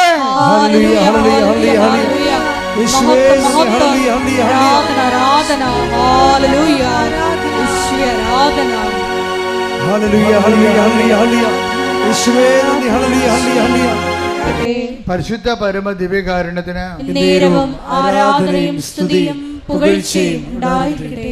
പിന്നെ അനിത ടോമി പറയുന്ന മൂന്നാമത്തെ കാര്യമുണ്ട്. ആ കാര്യം എന്ന് പറയണതേ, ഉടമ്പടി എൻ്റെ ജീവിതത്തിന് എനിക്ക് തന്നത്, ഉടമ്പടി ഞങ്ങളുടെ ആധ്യാത്മിക ജീവിതം ബലപ്പെടുത്തി. ഞങ്ങൾ ജീവിച്ചുകൊണ്ടിരുന്നത് സാധാരണ ഒരു ജീവിതമാണ്. അതിനകത്ത് കുശുമ്പും കുന്നായ്മയും പങ്കുവെക്കുമ്പോൾ തമ്മിലടിയും പരദൂഷണവും എല്ലാ സംഭവങ്ങളും ഉണ്ടല്ലോ സാധാരണ ജീവിതം. ഉടമ്പടിയോടുകൂടി ഈ സാധാരണ ജീവിതം അങ്ങോട്ട് മാറ്റും. ആ പേജ് അങ്ങോട്ട് കീറിക്കളയും. നിങ്ങൾ വല്ല പക്ഷേ പേജ് കീറിക്കളയാത്ത ആൾക്കാർ ഇപ്പോഴും ഉണ്ട്. അതാണ് പ്രശ്നം. കുശുമ്പും കുന്നായ്മയും പരദൂഷണവും വെറുപ്പും വിദ്വേഷവും വാശിയും വൈരാഗ്യവും ഭർത്താവിനിടയ്ക്ക് ഭാര്യയും അങ്ങോട്ടും ഇങ്ങോട്ടും ഭക്ഷണം കഴിക്കാതിരിക്കുക, അങ്ങനെ മത്സരം, ഇങ്ങനെ പല, അതായത് ഒന്നും നിങ്ങളെ കീഴടങ്ങാൻ തയ്യാറല്ല. നിങ്ങളിതെല്ലാം, അതായത് നമ്മൾ ഓരോ വിഷയവും ക്രിസ്തുവിൻ്റെ നാമത്തിലാണ് നമ്മൾ ഏറ്റെടുക്കുകയോ വിട്ടുകൊടുക്കുകയോ ചെയ്യുന്നുണ്ടെങ്കിൽ നിങ്ങൾ ബലം പ്രാപിക്കും.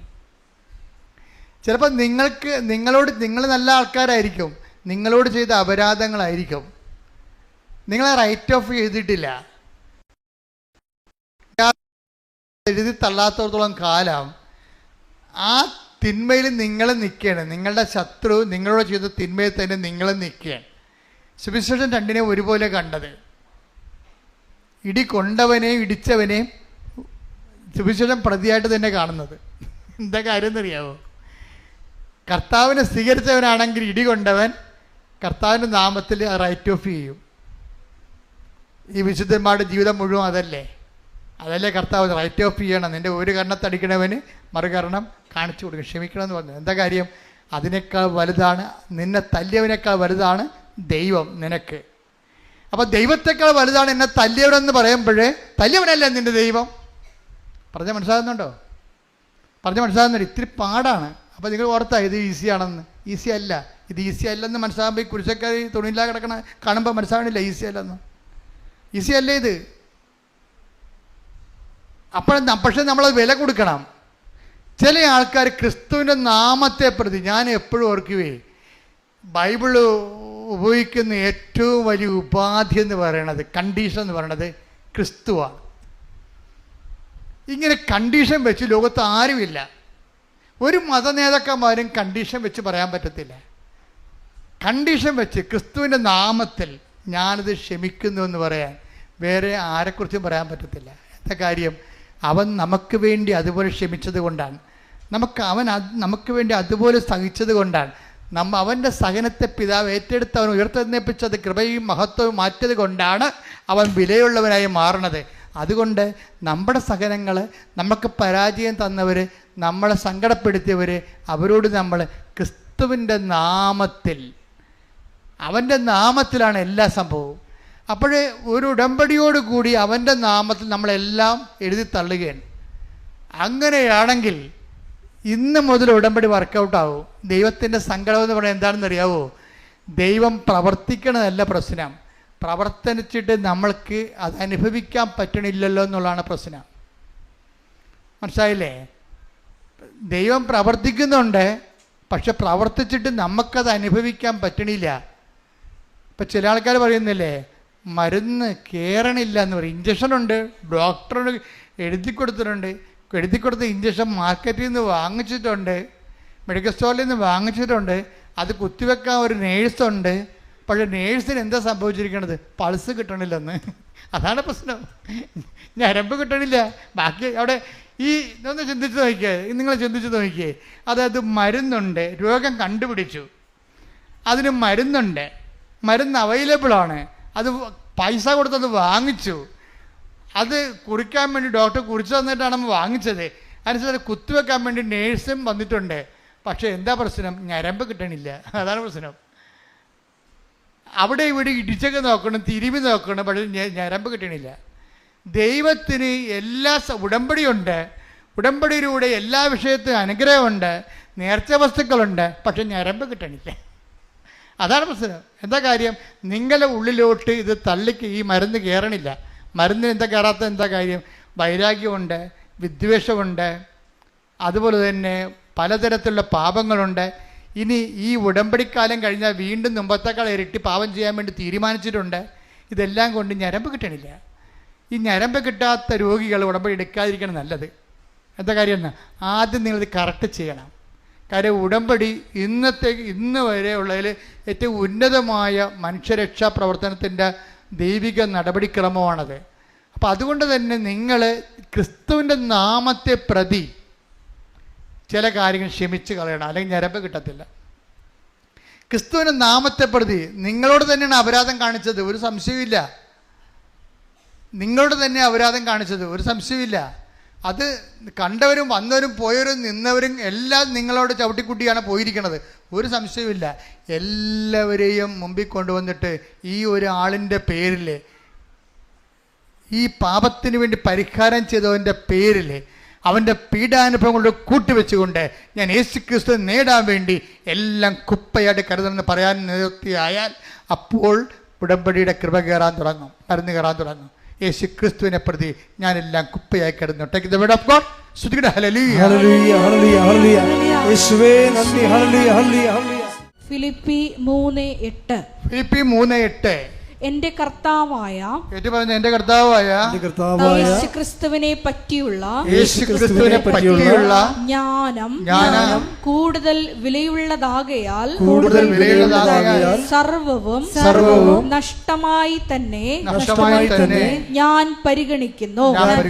അവനെ പ്രതി ഞാൻ സകലവും നഷ്ടപ്പെടുത്തുകയും ഉച്ഛിഷ്ടം പോലെ കരുതുകയും. അപ്പൊ നീ പകരം ചെയ്യാനിരിക്കുന്ന ആള്, പ്രതികാരം ചെയ്യാനിരിക്കുന്ന ആള് നിന്നോട് അങ്ങനെ ചെയ്തില്ലേ, എന്നെ ഇങ്ങനെ ചെയ്തില്ലേ, എൻ്റെ കുടുംബം തുലച്ചില്ലേ, എൻ്റെ കല്യാണം മുടക്കിയില്ലേ, എനിക്ക് എൻ്റെ കുഞ്ഞുങ്ങളുടെ ഭാവി തുലച്ചില്ലേ, ഇങ്ങനെ ഇല്ലേ എന്ന് ചോദിക്കുന്ന ഓരോ വ്യക്തിയെപ്പോഴും ഈ നോൻപ് കാലത്ത് ക്രിസ്തുവിൻ്റെ നാമത്തിൽ ഉച്ഛിഷ്ടം പോലെ വേസ്റ്റായിട്ട് കരുതണമെന്നാണ്. കാര്യം എന്നറിയാവോ? കർത്താവ് എന്താ പറയണത്? ഇനി നീ അവൻ്റെ പേര് എന്നെ സ്വീകരിക്കാൻ വേണ്ടി അവനോടുള്ള വൈരാഗ്യവും വിദ്വേഷവും വക്രതയും വഞ്ചനയും എല്ലാം സൂക്ഷിച്ചു കഴിഞ്ഞാൽ നീയും വേസ്റ്റാകും, അവനും വേസ്റ്റാകും. അതുകൊണ്ട് നീ എന്ത് ചെയ്യണം? എന്നെ പ്രതി അതെല്ലാം വേസ്റ്റായിട്ട് കരുതണം. വേസ്റ്റ് എന്ത് ചെയ്യും? കൊണ്ടേ കളയും, അല്ലെങ്കിൽ കത്തിച്ച് കളയും, അല്ലേ? വേസ്റ്റ് നമ്മൾ എന്താ ചെയ്യണത്? അപ്പം ക്രിസ്തുവിനെ പ്രതി നിങ്ങൾ കരുതി വച്ചിരിക്കുന്നത്, നിങ്ങളെ സങ്കടപ്പെടുന്ന വ്യക്തികളെ പൂർണ്ണമായിട്ട് നിങ്ങൾ എടുത്ത് കളയണം, വേണ്ടെന്ന് വെക്കണം. എന്നിട്ട് ക്രിസ്തുവിനെ നേടാൻ വേണ്ടിയാണ്. അപ്പം ക്രിസ്തുവിനെ നേടാൻ വേണ്ടി നിൻ്റെ വൈരാഗ്യം, ശത്രുത, വിദ്വേഷം, പിന്നെ നിങ്ങളെ സുഖിപ്പിക്കുന്ന മദ്യപാനമോ അല്ലെങ്കിൽ വേറെ എന്തെങ്കിലും മയക്കുമരുന്നോ അല്ലെങ്കിൽ വേറെ തരത്തിലുള്ള എന്തെങ്കിലും തരത്തിലുള്ള ദൈവത്തിൽ നിരക്കാത്ത ലൈംഗിക ബന്ധങ്ങളോ എന്തായാലും ശരി, അതെല്ലാം വേസ്റ്റായിട്ട് കരുതാൻ വേണ്ടിയാണ് നമ്മൾ കരിക്കുരിശിട്ടിരിക്കണം നെറ്റിക്ക്. വേസ്റ്റായിട്ട് കരുതിക്കൊള്ളാമെന്നും പറഞ്ഞുകൊണ്ടാണ്. കാര്യം അതെല്ലാം പൊടിയാണ്, അവസാനം പൊടിയായിട്ട് മാറുക മാത്രമേ ഉള്ളൂ എന്ന്. അങ്ങനെ ഒരു തീരുമാനം എടുത്താൽ ഇന്നു മുതൽ ഉടമ്പടി ബേണാകാൻ തുടങ്ങും. ഫയറാകാൻ തുടങ്ങും. പ്രാർത്ഥിക്കുക. കർത്താവായ ദൈവമേ, ക്രിസ്തുവിന് നിരക്കാത്ത എല്ലാ അരൂപികളെയും ക്രിസ്തുവിനെ പ്രതി ഉച്ചിഷ്ടം പോലെ കരുതുവാൻ എനിക്ക് അഭിഷേകം നൽകണമേ.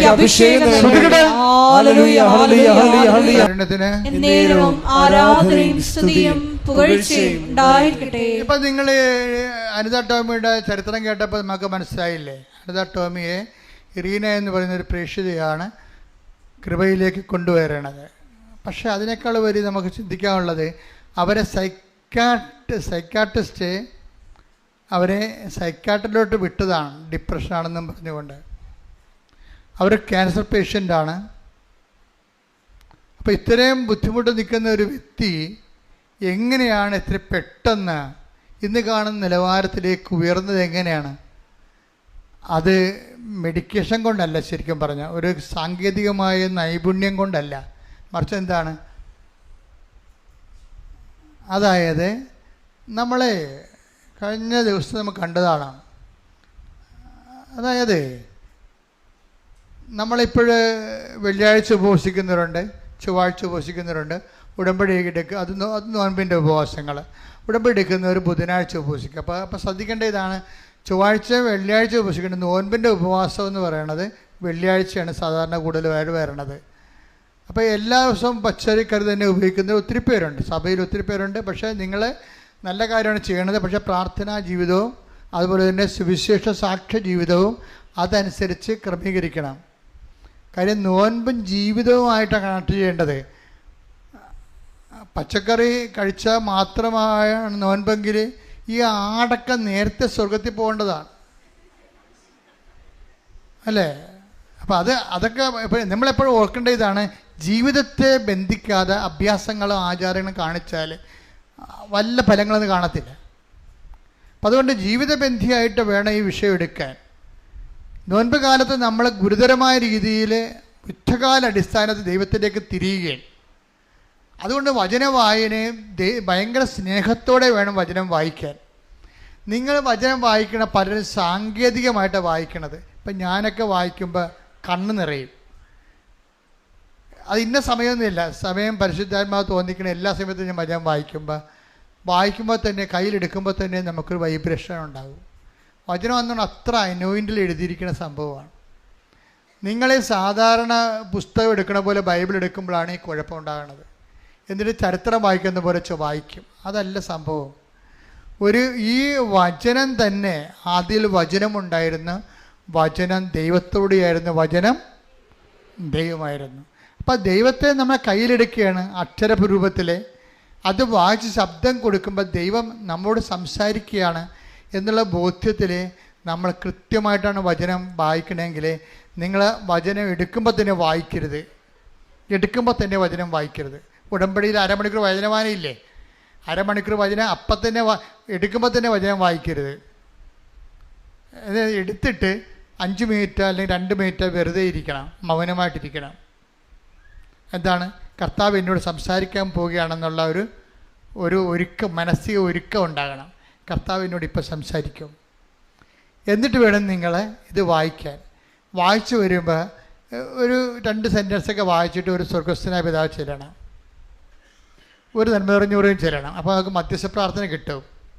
എന്നിട്ട് പിന്നെയും വായിക്കണം, പിന്നെ ഒരു സ്വർഗസ്ഥനായ ചെല്ലണം, ഒരു നന്മ നിറഞ്ഞൂറും ചെല്ലണം. കാരണം ഈ സ്വർഗസ്ഥനായ പിതാവ് നന്മ നിറഞ്ഞു പറയുക എന്ന് വെച്ചാൽ ഇട്ടിവിട്ട പ്രാർത്ഥനയാണ്, മുഴുവൻ വചനമാണ്. അതിലൊന്നും ഒന്നും തിരിയാനൊന്നുമില്ല. നിങ്ങളെ വസ്ത്രം കയ്യിൽ നിന്നൊക്കെ ഇട്ട് സ്വയം പ്രേരിത പ്രാർത്ഥനയ്ക്ക് ചെല്ലുമ്പോൾ മുഴുവൻ നിങ്ങളുടെ പ്രാർത്ഥനയല്ലേ, അതിൻ്റെ അകത്ത് ദൈവവചനം ഇരിക്കണേ. പക്ഷേ നന്മ നിറഞ്ഞ മറിയത്തിൽ മുഴുവൻ ദൈവവചനമാണ്, സ്വർഗസ്ഥനായ പിതാവ് മുഴുവനും ദൈവവചനമാണ്.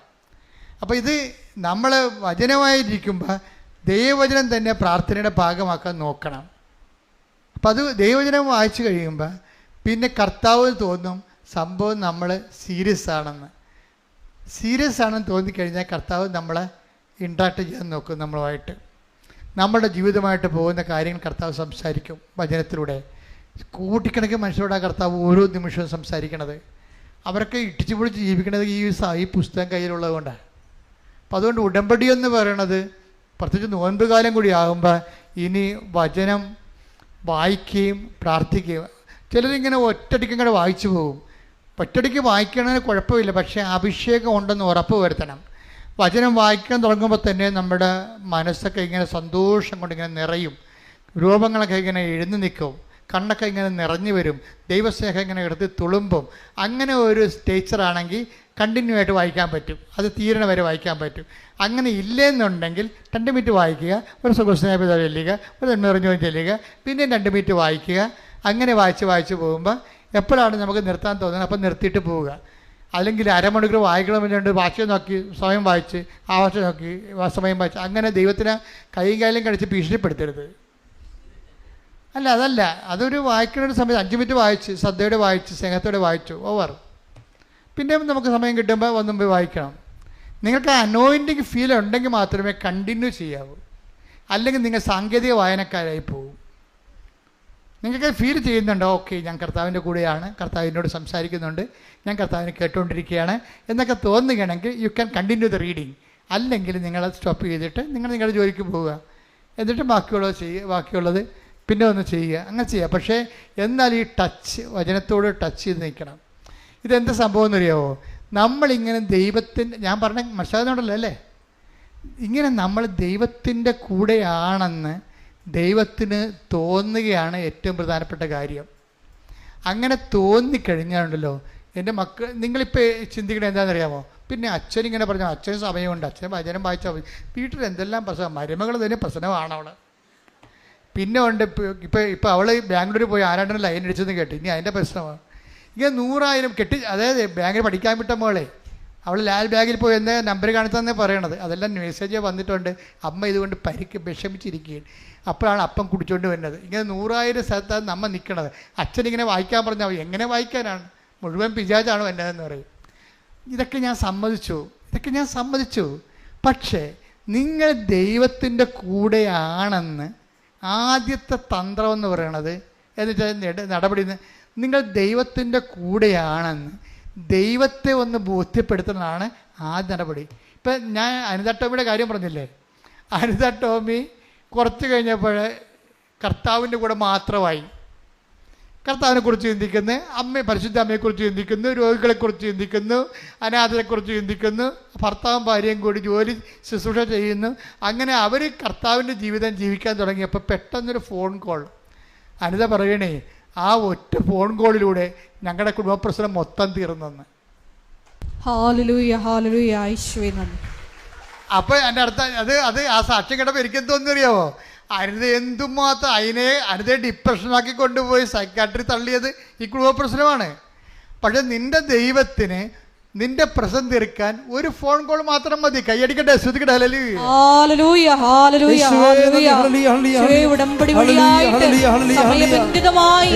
ഞങ്ങളോട് കരുണ കാണിക്കുന്ന അവിടുത്തെ സ്നേഹത്തിന് നന്ദി പറഞ്ഞു. പരിശുദ്ധ പരമദിവ്യകാരുണ്യത്തിന്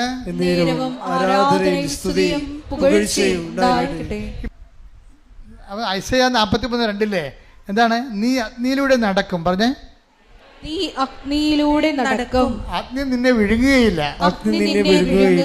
ദൈവം പറയണതാണ്, വിഴുങ്ങണ്ടെന്ന് പറയണതാ. വിഴുങ്ങണ്ടെന്ന് പറയും. നമ്മൾ പ്രശ്നങ്ങളെ നമ്മളെ വിഴുങ്ങി. ഇപ്പം യോനാനെ സിമിംഗലം വിഴുങ്ങിയില്ലേ, എന്നിട്ട് അത് ദഹിച്ചില്ലല്ല. യോനാനെ തിമിംഗലം വിഴുങ്ങി. കഴിഞ്ഞ സെപ്റ്റംബർ മാസത്തിൽ ഞാൻ താമസിച്ചത് ഇസ്രയേലിൽ ധ്യാനിപ്പിക്കാൻ പോയപ്പോൾ താമസിച്ചത് ഈ കടലിൻ്റെ അരികിലാണ്. ഒരു മല മുകളിൽ, ഒരു കുന്നിൻ്റെ മുകളിൽ കടലിൻ്റെ മുകളിൽ ഒരു കുന്ന്, അത് കടലിൻ്റെ അരികിൽ. അപ്പോൾ അവിടെ ഒരു ജോപ്പ നഗരത്തിലാണ് താമസിച്ചത്. അപ്പോൾ അവിടെ നിന്നിട്ട് അവിടുത്തെ അച്ഛൻ പറഞ്ഞത്, ആ കാണുന്ന തീരമില്ല, ജനലക്കിടന്ന് ജനലും താഴെയിട്ട് കടലിൻ്റെ അരികിലേക്ക് അത് നോക്കുമ്പോൾ അവിടെയാണ് ജോന കൊണ്ടുവന്ന് തിമിംഗലം കൊണ്ടുവന്ന് ജോനാനെ കലക്കിയിട്ടിരിക്കുന്ന സ്ഥലമാണെന്ന് പറഞ്ഞു എന്നോട്. അപ്പോൾ ഞാൻ കുറേ നേരം നോക്കി, പിറ്റേ ദിവസവും നോക്കി, ഇങ്ങോട്ട് പോരണ വരെ നോക്കിക്കൊണ്ട് നിന്ന്. എന്നുവെച്ചാൽ അത്രയ്ക്ക് ഭയങ്കര സുന്ദരമാണ്. നമ്മൾ കർത്താവ് വലിയ വലിയ കാര്യങ്ങൾ ചെയ്ത സ്ഥലത്ത് പോണതേ വലിയൊരു ഭാഗ്യമാണ് ശരിക്കും. അപ്പോൾ അവിടെ ചെന്നപ്പോൾ ഇപ്പം ഞാനെപ്പോഴും ഓർക്കുകയെ, ഈ തിമിംഗലം വിഴുങ്ങിയത് സത്യമാണ്, പക്ഷേ ദഹിക്കാൻ കർത്താവ് അനുവദിച്ചില്ല. അതാണ് വിഷയം. അത് തന്നെയാണ് ഈ ഐസയ്യാ പറയണത്. നീ അഗ്നിയുടെ നടക്കും, പക്ഷെ അഗ്നി നിന്നെ ദഹിപ്പിക്കാൻ ഞാൻ അനുവദിക്കത്തില്ല. കർത്താവ് ആദ്യം ചെയ്യണ വിഷയം എന്താണെന്ന് അറിയുമോ? നീ ഉടമ്പടിയിലോട്ട് വന്നു കഴിയുമ്പോൾ കർത്താവ് ചെയ്യണത് എന്താണ്? നിന്നെ പൊള്ളലേൽപ്പിക്കാത്ത രീതി, തീ കത്തിക്കൊണ്ടിരിക്കും പക്ഷെ പൊള്ളലേൽപ്പിക്കുക. ദാനിയേലും അങ്ങനെയാണ്. ദാനിയേലിനെ കൊണ്ട് ഈ സിംഹക്കുഴിയിലൊക്കെ ഇട്ടതല്ലേ. അതുപോലെ തന്നെ ബെൽത്താസർ രാജാവിന്, അതുപോലെ തന്നെ ഇവരെ കൊണ്ടുപോയി തീക്കുണ്ടത്തിലിട്ടതല്ലേ. ആ സമയത്തൊക്കെ തീ കത്തും പക്ഷെ പൊള്ളലേക്കത്തില്ല. ദൈവം എപ്പോഴും ചെയ്യേണ്ടത് മഹാസംഭവങ്ങളാണ്. ഇപ്പോൾ ഈ അനിത ടോമിയുടെ കാര്യം തന്നെ എടുത്ത് 2 മുഴ കാണും. ആ മുഴക്ക് ക്യാൻസർ ഇല്ല. കാണാത്തൊരു മുഴയുണ്ട്, അതിൻ്റെ അടിയിലാണത്, കാണാൻ പറ്റില്ല, അതിന് ക്യാൻസറുണ്ട്. കണ്ട മുഴക്ക് ക്യാൻസർ ഇല്ല. കാണാത്ത മുഴ അവളെ അറിയിക്കാതെ കർത്താവ് കൊണ്ടുനടന്ന് ക്യാൻസറായിട്ട്. എന്നിട്ട് സമയം കിട്ടിയപ്പോൾ അവൾ കർത്താവിലേക്ക് തിരിഞ്ഞു വന്ന സമയത്ത് എന്ത് ചെയ്ത്, അത് ബയോപ്സി ചെയ്ത് കഴിഞ്ഞപ്പോൾ ആണ് നമ്മൾ അറിയേണ്ടത് നെഗറ്റീവാണെന്ന്. പക്ഷേ ഇവൾ പറയണത് എന്ത് വിഷയം, അത് പോസിറ്റീവാണെന്ന്. ഇവളെന്താ പറയണമെന്ന് അറിയാമോ? ഇവൾ അപകടത്തിലാണെന്ന് എനിക്ക് മനസ്സിലായത്. ഇങ്ങനെ ഇത് FNAC ചെയ്തപ്പോഴേ ഇത് പോസിറ്റീവാണ്, ക്യാൻസർ ഉണ്ടെന്ന് പറഞ്ഞപ്പോഴേ ഇത് FNACക്ക് ടെസ്റ്റ് കൊടുത്ത് വിട്ടില്ലേ. അപ്പോൾ എല്ലാവരും വന്നിട്ട് FNAC ടെസ്റ്റ് കഴിഞ്ഞാൽ എന്നെ കണ്ടെത്തി പറയും, അച്ഛാ FNACക്ക് പോയിട്ടുണ്ട്, ബയോപ്സിക്ക് പോയിട്ടുണ്ട്, അച്ഛാ പ്രാർത്ഥിക്കണമെന്നൊക്കെ പറഞ്ഞിട്ട് കരയും. ഇവർക്ക് ഈ കരച്ചിൽ പോലും വരണില്ല. എന്താ കാരണം എന്നറിയാവോ? ഇവൾ മടുത്തു, ചാകട്ടെ എന്ന രീതിയിലാക്കിപ്പോയി. പിടിവിട്ടേ, ആളിൻ്റെ ജീവിതം പിടിവിട്ട് പോയി. പ്രാർത്ഥിക്കാൻ പോലും തോന്നത്തില്ല. ഇപ്പം നമ്മളെ കൈയും കാര്യം മുങ്ങിപ്പോണ ആൾ കൈയും കാര്യമായിട്ട് അടിക്കണ്ടേ? ആ മുങ്ങട്ടെ, ചാകട്ടെ, എവിടെയെങ്കിലും പോയി അടിയട്ടെ. മനസ്സിടിഞ്ഞു പോയി. അതാണ് ഡിപ്രഷൻ എന്ന് പറയണത്. അങ്ങനെ നമ്മളെക്കൊണ്ട് തന്നെ നമ്മളെ രക്ഷിക്കാനുള്ള എല്ലാ ഇച്ഛാശക്തിയും കെട്ട് കഴിയുമ്പോഴും ദൈവം എന്താ പറയണത്? നിനക്ക് തന്നെ നിന്നെ വേണ്ടെങ്കിലും എനിക്ക് നിന്നെ വേണമെന്ന്. കൈയടിച്ച് ശ്രദ്ധിക്കട്ടെ. ഹല്ലേലൂയ, ഹല്ലേലൂയ, ഹല്ലേലൂയ, ആരാധനയും സ്തുതിയും പുകഴ്ചയും ഉണ്ടായിരിക്കട്ടെ. എപ്പോഴും നമ്മൾ ശ്രദ്ധിക്കും, ദൈവവിശ്വാസം എന്ന് പറയണത് ഒരു ഭയങ്കര ദൈവാനുഗ്രഹം തന്നെയാണ്. കാര്യം ഇപ്പം നിനക്ക് കടമാണ്. വീട്ടിലാണെങ്കിലും നമുക്കറിയാവില്ല, കടം വന്നു കഴിയുമ്പോൾ മക്കളും ഭാര്യയും എല്ലാം ഈ അപ്പന്മാരെ ഒറ്റപ്പെടുത്തും. അപ്പോൾ അപ്പന്മാർക്ക് തോന്നും വല്ലപാടും എഴുതി പോയാൽ മതിയായിരുന്നു. അപ്പോൾ അമ്മയും മക്കളും ഒരു പാഠം പഠിക്കുമല്ല. എന്താ പ്രശ്നം എന്ന് വെച്ച് കഴിഞ്ഞാൽ അതൊക്കെ നീ അറിയണം. ഇപ്പം നിനക്ക് ഇപ്പോൾ പൈസ കിട്ടണില്ല, നിനക്ക് കടമാണെന്ന് പറയുമ്പോൾ പിള്ളേർക്ക് എക്സ്കർഷന് പോകണമെങ്കിൽ സമയത്ത് പൈസ ചോദിച്ചാൽ കൊടുത്തില്ലെങ്കിൽ, നമ്മൾ 1000 എക്സ്കർഷന് പിള്ളേർക്ക് പൈസ കൊടുത്തിട്ടുണ്ട്. അവസാനത്തെ എക്സ്കർഷന് പൈസ കൊടുത്തില്ലെങ്കിൽ ഈ പെരിച്ചാഴ് അപ്പനല്ല എന്ന് പറയും. അത്രയേ ഉള്ളൂ മക്കളെന്നൊക്കെ പറയണത്. നിങ്ങളെ മക്കളെ വളർത്തി പഠിക്കുന്നതോട് ഞാൻ പറഞ്ഞു തരികയാണ്, ഞാൻ പല മക്കളെ കണ്ടിട്ടുണ്ട്. അപ്പം നിങ്ങൾ ആനയാണ് പാലാണ് തേനാണെന്നൊക്കെ പറഞ്ഞുകൊണ്ട് ഇവർ ദൈവത്തെ പോലും പറഞ്ഞുകൊണ്ട് ഇവർക്ക് വേണ്ടി ജീവിക്കുകയാണ്. പക്ഷെ നിങ്ങൾക്ക് എന്തെങ്കിലും സംഭവിച്ചു, നമ്മുടെ ജീവിതത്തിന് കാശിൻ്റെ കാര്യത്തിൽ എന്തെങ്കിലും സംഭവിച്ചു കഴിഞ്ഞാൽ അന്ന് ഈ ബന്ധങ്ങളെല്ലാം ഗോവിന്ദ. അതാണ് വിഷയം. അപ്പം അതുകൊണ്ട് തന്നെ ആദ്യമേ തന്നെ നിങ്ങൾ ജാമ്യം എടുക്കണം, എനിക്ക് നല്ലത്. അതുകൊണ്ടാണ് ദൈവം പറയണത്, കർത്താവ് ചോദിക്കില്ലേ, നിൻ്റെ ഭർത്താവിനേക്കാളും നിൻ്റെ ഭാര്യയെക്കാളും മക്കളെക്കാളും എന്നെ സ്നേഹിക്കുന്നുവോ എന്ന് ദൈവം ചോദിക്കുന്നുണ്ടെങ്കിൽ അങ്ങനെ സ്നേഹിക്കാൻ വേണ്ടി മാത്രം അവൻ പോന്നവനാണ്. കൈയടിച്ച് ശ്രദ്ധിക്കട്ടെ. ഹല്ലേലൂയ, ഹല്ലേലൂയ, ഹല്ലേലൂയ, ഹല്ലേലൂയ.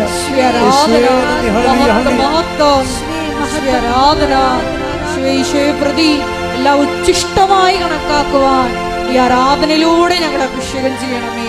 ഹല്ലേലൂയ, ഹല്ലേലൂയ. പരിശുദ്ധ പരമദിവ്യകാരുണ്യത്തിന് വിശ്വസിക്കാൻ തോന്നണത് തന്നെ ഒരു ദൈവാനുഗ്രഹത്തിൻ്റെ ലക്ഷണമാണ്. പിന്നെ നിങ്ങൾക്ക് കറണ്ട് ഉണ്ട്, സിംഗിൾ ഫേസ് ആണെങ്കിലും ഉണ്ട്. ഇനി നിങ്ങളത് ബൂസ്റ്റ് ചെയ്ത് ഉടമ്പടിയിലോട്ട് വരുമ്പോൾ പെട്ടെന്നാണ് കത്തിപ്പിടിക്കണത്. അപ്പോൾ നിങ്ങൾ ഇതിനെല്ലാത്തിനെയും അതിജീവിക്കും. ഒരു കാര്യം നമ്മൾ അനിത എന്ന് മനസ്സിലാക്കിയ കാര്യം വെച്ചാൽ അവൾക്ക് തന്നെ അവളെ വേണ്ടാത്ത സമയമുണ്ടായിരുന്നു. അവൾക്ക് തന്നെ അവളെ വേണ്ടാത്ത സമയം. അതാണ് ഇങ്ങനെ ഡിപ്രഷൻ അടിച്ചിട്ട് മരിക്കട്ടെ, ആർക്ക് ചെയ്താം, എനിക്ക് ചെയ്താവില്ല, പിന്നെ എന്തിനാ നാട്ടുകാർക്ക് ചെയ്താം എന്ന രീതിയിലേക്ക് വരുമ്പോഴും എന്താ പറ്റണത്? ആ ദൈവത്തിൻ്റെ ആ കുടുംബത്തിൽ, ഞാനിപ്പോൾ ഈ കുടുംബത്തിൻ്റെ ആധ്യാത്മികത എപ്പോഴും പറയുന്നത്, എൻ്റെ മക്കളെ, കുടുംബത്തിൽ ഇപ്പം പല വ്യക്തികൾക്കും പല സമയത്താണ് ഇതുപോലെ ന്യൂനമർദ്ദം ഉണ്ടാകണതേ. ന്യൂനമർദ്ദമാണല്ല, നമുക്ക്, അതായത് നമ്മുടെ പവറെല്ലാം വേറെ സ്ഥലത്തേക്ക് പോവുകയും നമ്മൾ നിസ്സഹായമായി നിൽക്കുകയും ചെയ്യുമ്പോൾ മരണബോധം വന്ന് വലിച്ച് ഇവിടെ നമ്മൾക്ക് കയറി വരും. അങ്ങനെ വരുമ്പോഴാണ് നമുക്ക് ആത്മഹത്യനൊക്കെ തോന്നുന്നത്. പക്ഷെ ഒരു കാര്യമുണ്ട്, നമ്മൾക്ക് ഒരു കൃപ നമ്മുടെ കുടുംബത്തിലുണ്ടെങ്കിൽ ഇപ്പം ആചാരമൊക്കെ നടത്താം, പള്ളിയിൽ പോകാം, കുർബാനയൊക്കെ പഠനം നടത്താം. ഇപ്പം ഞാൻ ചില സമയത്ത് ഓർക്കുവേ, ഈ കുർബാനയൊക്കെപ്പാട്, പ്രത്യേകിച്ച് ലത്തീങ്കാരുടെ ഇടയിലുള്ള കുർബാനയൊക്കെപ്പാട് ഒരു 1.5 കുർബാനയൊക്കെപ്പാടാണ്. അതിനേക്കാൾ നല്ല കല്യാണം കഴിക്കണം എന്ന് തോന്നണം. എന്താ പ്രശ്നം വെച്ച് കഴിഞ്ഞാൽ ഒരു കല്യാണ വീട് പോലെയാണ്. പണ്ട് ഇത്രയും പ്രശ്നങ്ങളില്ലായിരുന്നു. പണ്ട് കുർബാനയൊക്കെപ്പാടിന് തലതൊട്ടപ്പനും വരുന്നു, പള്ളി കൊണ്ടുപോകുന്നു, തിരിച്ചു വരുന്നു, തീർന്നു, ഒരു കാപ്പി കൂടി കൊണ്ട് ചാപ്റ്റർ ക്ലോസ് ചെയ്യും. ഇന്നിപ്പോൾ 2.5 ലക്ഷം രൂപയൊക്കെ കടവാണ്. ഈശോ വന്നതിൻ്റെ പേരിൽ ഇവരെല്ലാം പിശാചുക്കളായിട്ട് മാറും. ഈശോ ആ കുടുംബത്തിൽ വന്നതിൻ്റെ പേരിൽ മാത്രം അമ്മയും അപ്പനും എല്ലാം പിശാചുക്കളായിട്ട് മാറും. ആ 2-3 ആഴ്ച ആ വീട്ടിലെ അവസ്ഥ കാണണം നിങ്ങൾ. മനഃപൂർവ്വം അറിഞ്ഞുകൊണ്ട് ദൈവത്തെ ചതിക്കണതാണിത്. ഇങ്ങനെ കുർബാനയ്ക്കുള്ളപ്പാട് നടത്തി പാവികളായ പണ്ടാരങ്ങൾ കുറേ എണ്ണം ഉണ്ട് സഭയിൽ. അപ്പം ഇങ്ങനെ നിങ്ങളിതെല്ലാം കണ്ടിട്ട് ഓരോ സംഭവങ്ങൾ കഴിയുമ്പോൾ ഇവർ വിശുദ്ധരാണെന്നോ ദൈവത്തിന് അടുപ്പമുണ്ടെന്നോ ഒന്നും അർത്ഥമില്ല. ഓരോ ആചാരങ്ങളും അർത്ഥം അറിയാതെ ആചരിച്ച് അനാചാരങ്ങളാക്കിയിട്ട് ആത്മഹത്യ ചെയ്യണ ആൾക്കാർ ചെയ്യണത്.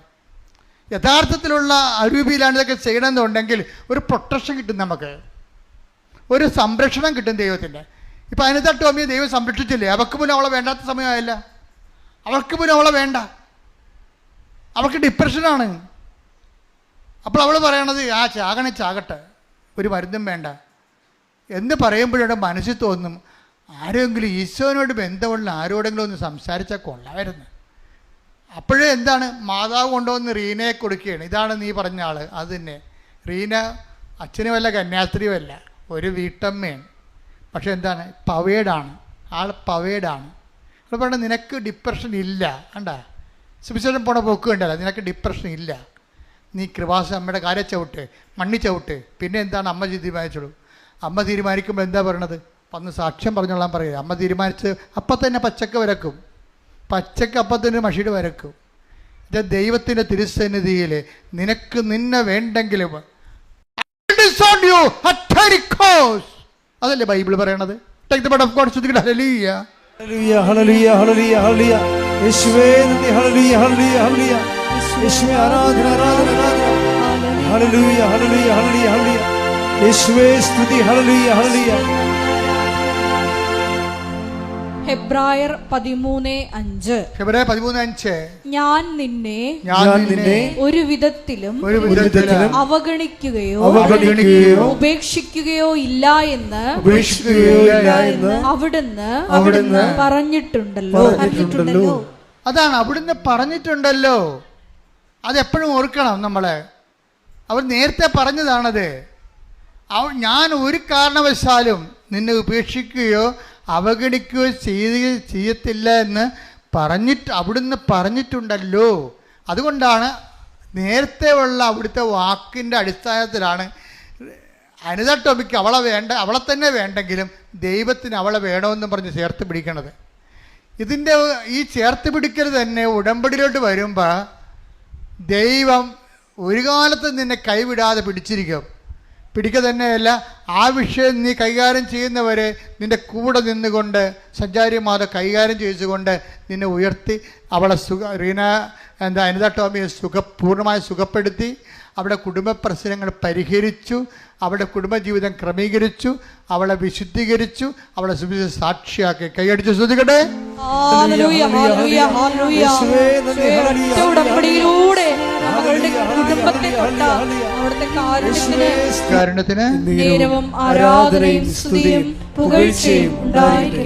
പരിശുദ്ധ പരമ ദിവ്യ കാരുണ്യത്തിന്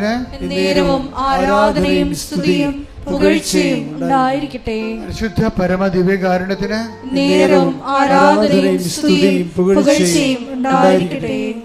ഈ ആരാധനയിലൊക്കെ പറയുന്ന സന്ദേശങ്ങളെല്ലാം പിന്നീട് സാക്ഷ്യമായിട്ട് വരുന്നുണ്ട്. ഇന്നലെയും ഒരു സാക്ഷ്യം വന്നായിരുന്നു. ആരാധനയിൽ നൽകിയ സന്ദേശമാണ്. അതുകൊണ്ട് തന്നെ വിശ്വാസത്തോടെ വേണം ഇതെല്ലാം ചെയ്യാൻ. അച്ഛൻ പ്രാർത്ഥിക്കും, മക്കള് അറിയാവുന്നൊരു വിശ്വാസമാണ് ചൊല്ലിക്കൊണ്ട് സ്വരത്തിൽ പ്രാർത്ഥിക്കണം, അല്ലാത്ത സ്തുതിക്കണം. രോഗത്തിൻ്റെ ഓരോ രോഗങ്ങൾ അച്ഛൻ പറയുന്നത് നിങ്ങളെ കൈകൾ മാറ്റി മാറ്റി അച്ഛൻ്റെ പ്രാർത്ഥനയുമായിട്ട് കർത്താവ് തരണമനുസരിച്ച് മുന്നോട്ട് പോകും. നിങ്ങളെന്ത് ചെയ്യണം? നിങ്ങൾക്കുള്ള രോഗങ്ങൾ വ്യത്യസ്തമായ സ്ഥലങ്ങളിൽ കൈ മാറ്റി മാറ്റി വെച്ചുകൊണ്ട് വിശ്വാസമാണ് ചൊല്ലിക്കൊണ്ടിരിക്കണം. അല്ല ഒരു സ്ഥലത്ത് തന്നെ കൈവച്ചുകൊണ്ടിരിക്കരുത്. രോഗമുള്ളവരുണ്ട്, ചിലപ്പോൾ ഗർഭാശയ രോഗികളുണ്ടാകും, ചിലപ്പോൾ കിഡ്നി രോഗികളുണ്ടാകും, അല്ലെങ്കിൽ ഗ്ലോയിറ്ററിൻ്റെ അസുഖമുള്ളവരുണ്ടാകും, ചിലപ്പോൾ നടുവേദനക്കാരുണ്ടാകും. അപ്പോൾ ഒരാൾക്ക് തന്നെ പല രോഗങ്ങളുണ്ടാകും. അവർ കർത്താവിൻ്റെ നാമത്തിൽ കൈകൾ മാറ്റി വെച്ചുകൊണ്ടിരിക്കണം. കർത്താവേ, നമുക്ക് പ്രാർത്ഥിക്കാൻ തുടങ്ങാം. സ്തുതിക്കട്ടെ. ഹല്ലേലൂയ, ഹല്ലേലൂയ, ഹല്ലേലൂയ, ഹല്ലേലൂയ. മഹത്വം, മഹത്വം, ആരാധന, ആരാധന. ഹല്ലേലൂയ, ഹല്ലേലൂയ, ഹല്ലേലൂയ. യേശുവേ ആരാധന. ഹല്ലേലൂയ. കർത്താവിന്റെ ഉന്നതമായ നാമത്തിന് സ്വസ്ഥം ചെയ്യുന്നു. കർത്താവിന്റെ വിശുദ്ധ പൗരോഹിത്യത്തെ മഹത്വപ്പെടുത്തണമേ. കർത്താവ് സഭയിലുള്ള സാന്നിധ്യം പ്രകടമാക്കണമേ. 39 വർഷം ഞാൻ അർപ്പിച്ച കുർബാനയുടെ യോഗ്യതയാൽ 39 വർഷം അർപ്പിച്ച കുർബാനയുടെ യോഗ്യതയാൽ കൃപാസനത്താറെ ജീവനോടെ പ്രത്യക്ഷപ്പെട്ട പരിശുദ്ധ അമ്മയുടെ മാധ്യസ്ഥതാൽ കർത്താവിന് തിരുമുറുവാർന്ന വലതുകരം, കർത്താവിന് തിരുമുറുവാർന്ന വലതുകരം, അനുഗ്രഹത്തിന്റെ അത്ഭുതകരം നിങ്ങളുടെ ശിരസിൽ വെക്കട്ടെ എന്ന് പ്രാർത്ഥിക്കുന്നു. കർത്താവിന് തിരുമുറുവാർന്ന വലതുകരം, അനുഗ്രഹത്തിന്റെ അത്ഭുതകരം, അണിപ്രധാന അത്ഭുതകരം നിങ്ങളുടെ ശിരസിൽ വെക്കണമെന്ന് പ്രാർത്ഥിക്കുന്നു. കർത്താവേ, കർത്താവേ, അടിപ്പഴ പോലെ വൈദ്യാഘാതം പോലെ ദൈവികമായ ശക്തി നിങ്ങളിലേക്ക് ആവശ്യിക്കട്ടെ. ഈശോ, ഈശോ, ഈശോ നിന്റെ വിശുദ്ധ പൗരോഹിത്യത്തെ മഹത്വപ്പെടുത്തണമേ. ഉദരരോഗികളെ നീ സുഖപ്പെടുത്തണമേ കർത്താവേ. മഹോരോഗ്യ സുഖപ്പെടുത്തണമേ കർത്താവേ. കരരോഗികളെ സുഖപ്പെടുത്തണമേ കർത്താവേ. ഹൃദയത്തെ സ്പർശിക്കണമേ, ആത്മറിയെ സ്പർശിക്കണമേ കർത്താവേ. ചെണ്ടിട്ടിരിക്കുന്നവരെ സ്പർശിക്കണമേ കർത്താവേ. 5 ഭാഷ ചെയ്തവരെ സ്പർശിക്കണമേ കർത്താവേ. ദൈവത്തിന്റെ കരുണ, ദൈവത്തിന്റെ ശക്തി, ദൈവത്തിന്റെ പരിശുദ്ധാത്മാവ് നിങ്ങളൊക്കെ അടിപ്പിണർ പോലെ അടിപ്പിണർ പോലെ അടിപ്പിണർ പോലെ വൈദാഖാനം പോലെ വൈദാഖാനം പോലെ ദൈവികമായ ശക്തി അരിച്ചിറങ്ങട്ടെ. ശ്രുതികട്ടെ. നാമത്തില്, സഭയുടെ അധികാരത്തില്, കുരിശിന്റെ അടയാളത്തില്, നടുവേദനകള്, കിഡ്നി രോഗങ്ങള്, ആമാശയ രോഗങ്ങള്, ചെറുകിട രോഗങ്ങള്, പിസ്തോഡിയ രോഗങ്ങള്, പിസ്തുല രോഗങ്ങള്, ഗർഭാശയ രോഗങ്ങള്, അണ്ടാശയ രോഗങ്ങള്, നടുവിന്റെ വേദനകള് യേശു ക്രിസ്തുവിന്റെ നാമത്തില്, യേശു ക്രിസ്തുവിന്റെ നാമത്തില് മാറിപ്പോകട്ടെ. ഹല്ലേലൂയ, ഹല്ലേലൂയ, ഹല്ലേലൂയ, ഹല്ലേലൂയ. എല്ലാ രോഗങ്ങളും സുഖപ്പെട്ടുകൊണ്ട് ആരാധനയിലൂടെ നാമത്തെ വീണ്ടും മഹത്വപ്പെടുത്തണമേ.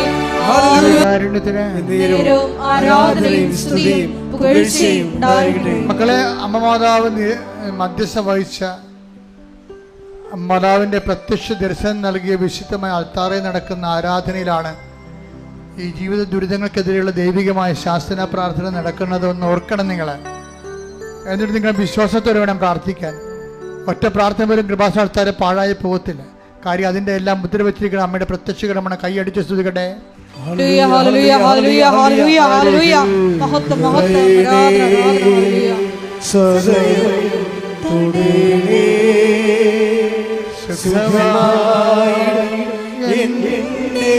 സ്വർത്തി പ്രാർത്ഥിക്കുക, സ്വർത്തി പാടുക. ആരെങ്കിലും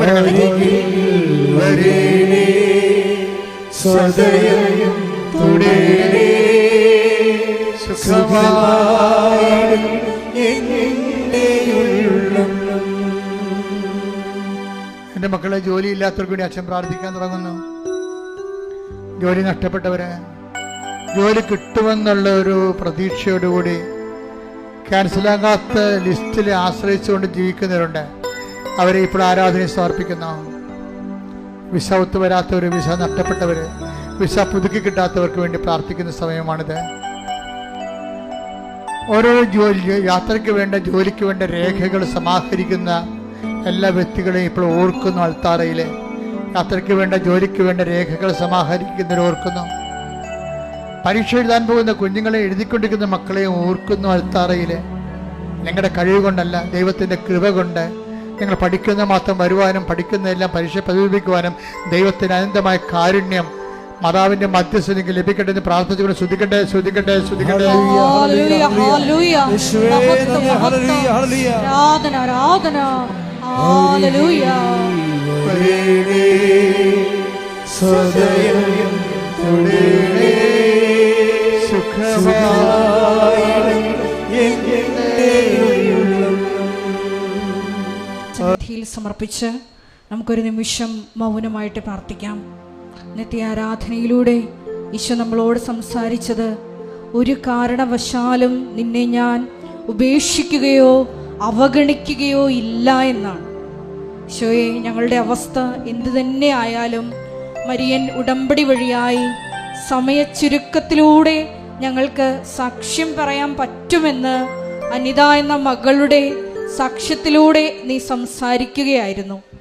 ദേവമാതാവിൻ്റെ പ്രത്യേക മധ്യസ്ഥയിൽ ഞങ്ങളിപ്പോൾ കടന്നു പോകുന്ന എല്ലാ ജീവിത ദുരിതങ്ങളെയും സാക്ഷ്യമാക്കി, പരിശുദ്ധ അമ്മയുടെ പ്രത്യക്ഷീകരണത്തിൻ്റെ സ്ഥിരം സാക്ഷ്യമാക്കി മാറ്റണമേ എന്ന് പ്രാർത്ഥിച്ചുകൊണ്ട് ബഹുമാനപ്പെട്ട VP ജോസഫ് അച്ഛനെയും അച്ഛൻ്റെ പ്രത്യേകമായ എല്ലാ മിഷൻ ദൗത്യങ്ങളെയും ആരോഗ്യത്തെയും അൾത്താരയിൽ സമർപ്പിച്ചുകൊണ്ട് നമുക്ക് ശിരസ് നമിച്ച് ദിവ്യകാരുണ്യനാഥൻ്റെ ആശീർവാദം സ്വീകരിക്കാം.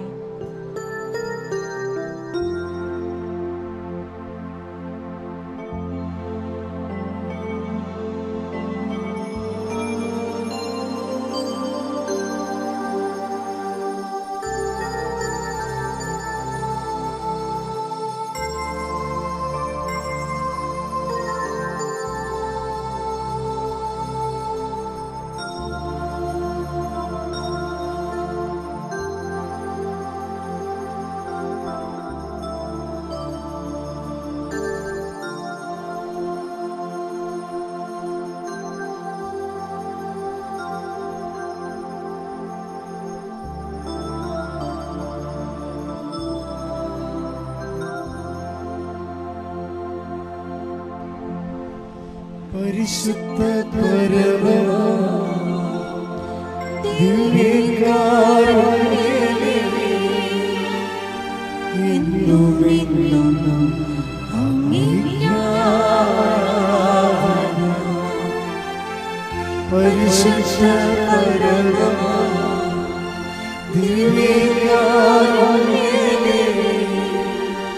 എന്നുമെന്നും അങ്ങേക്ക്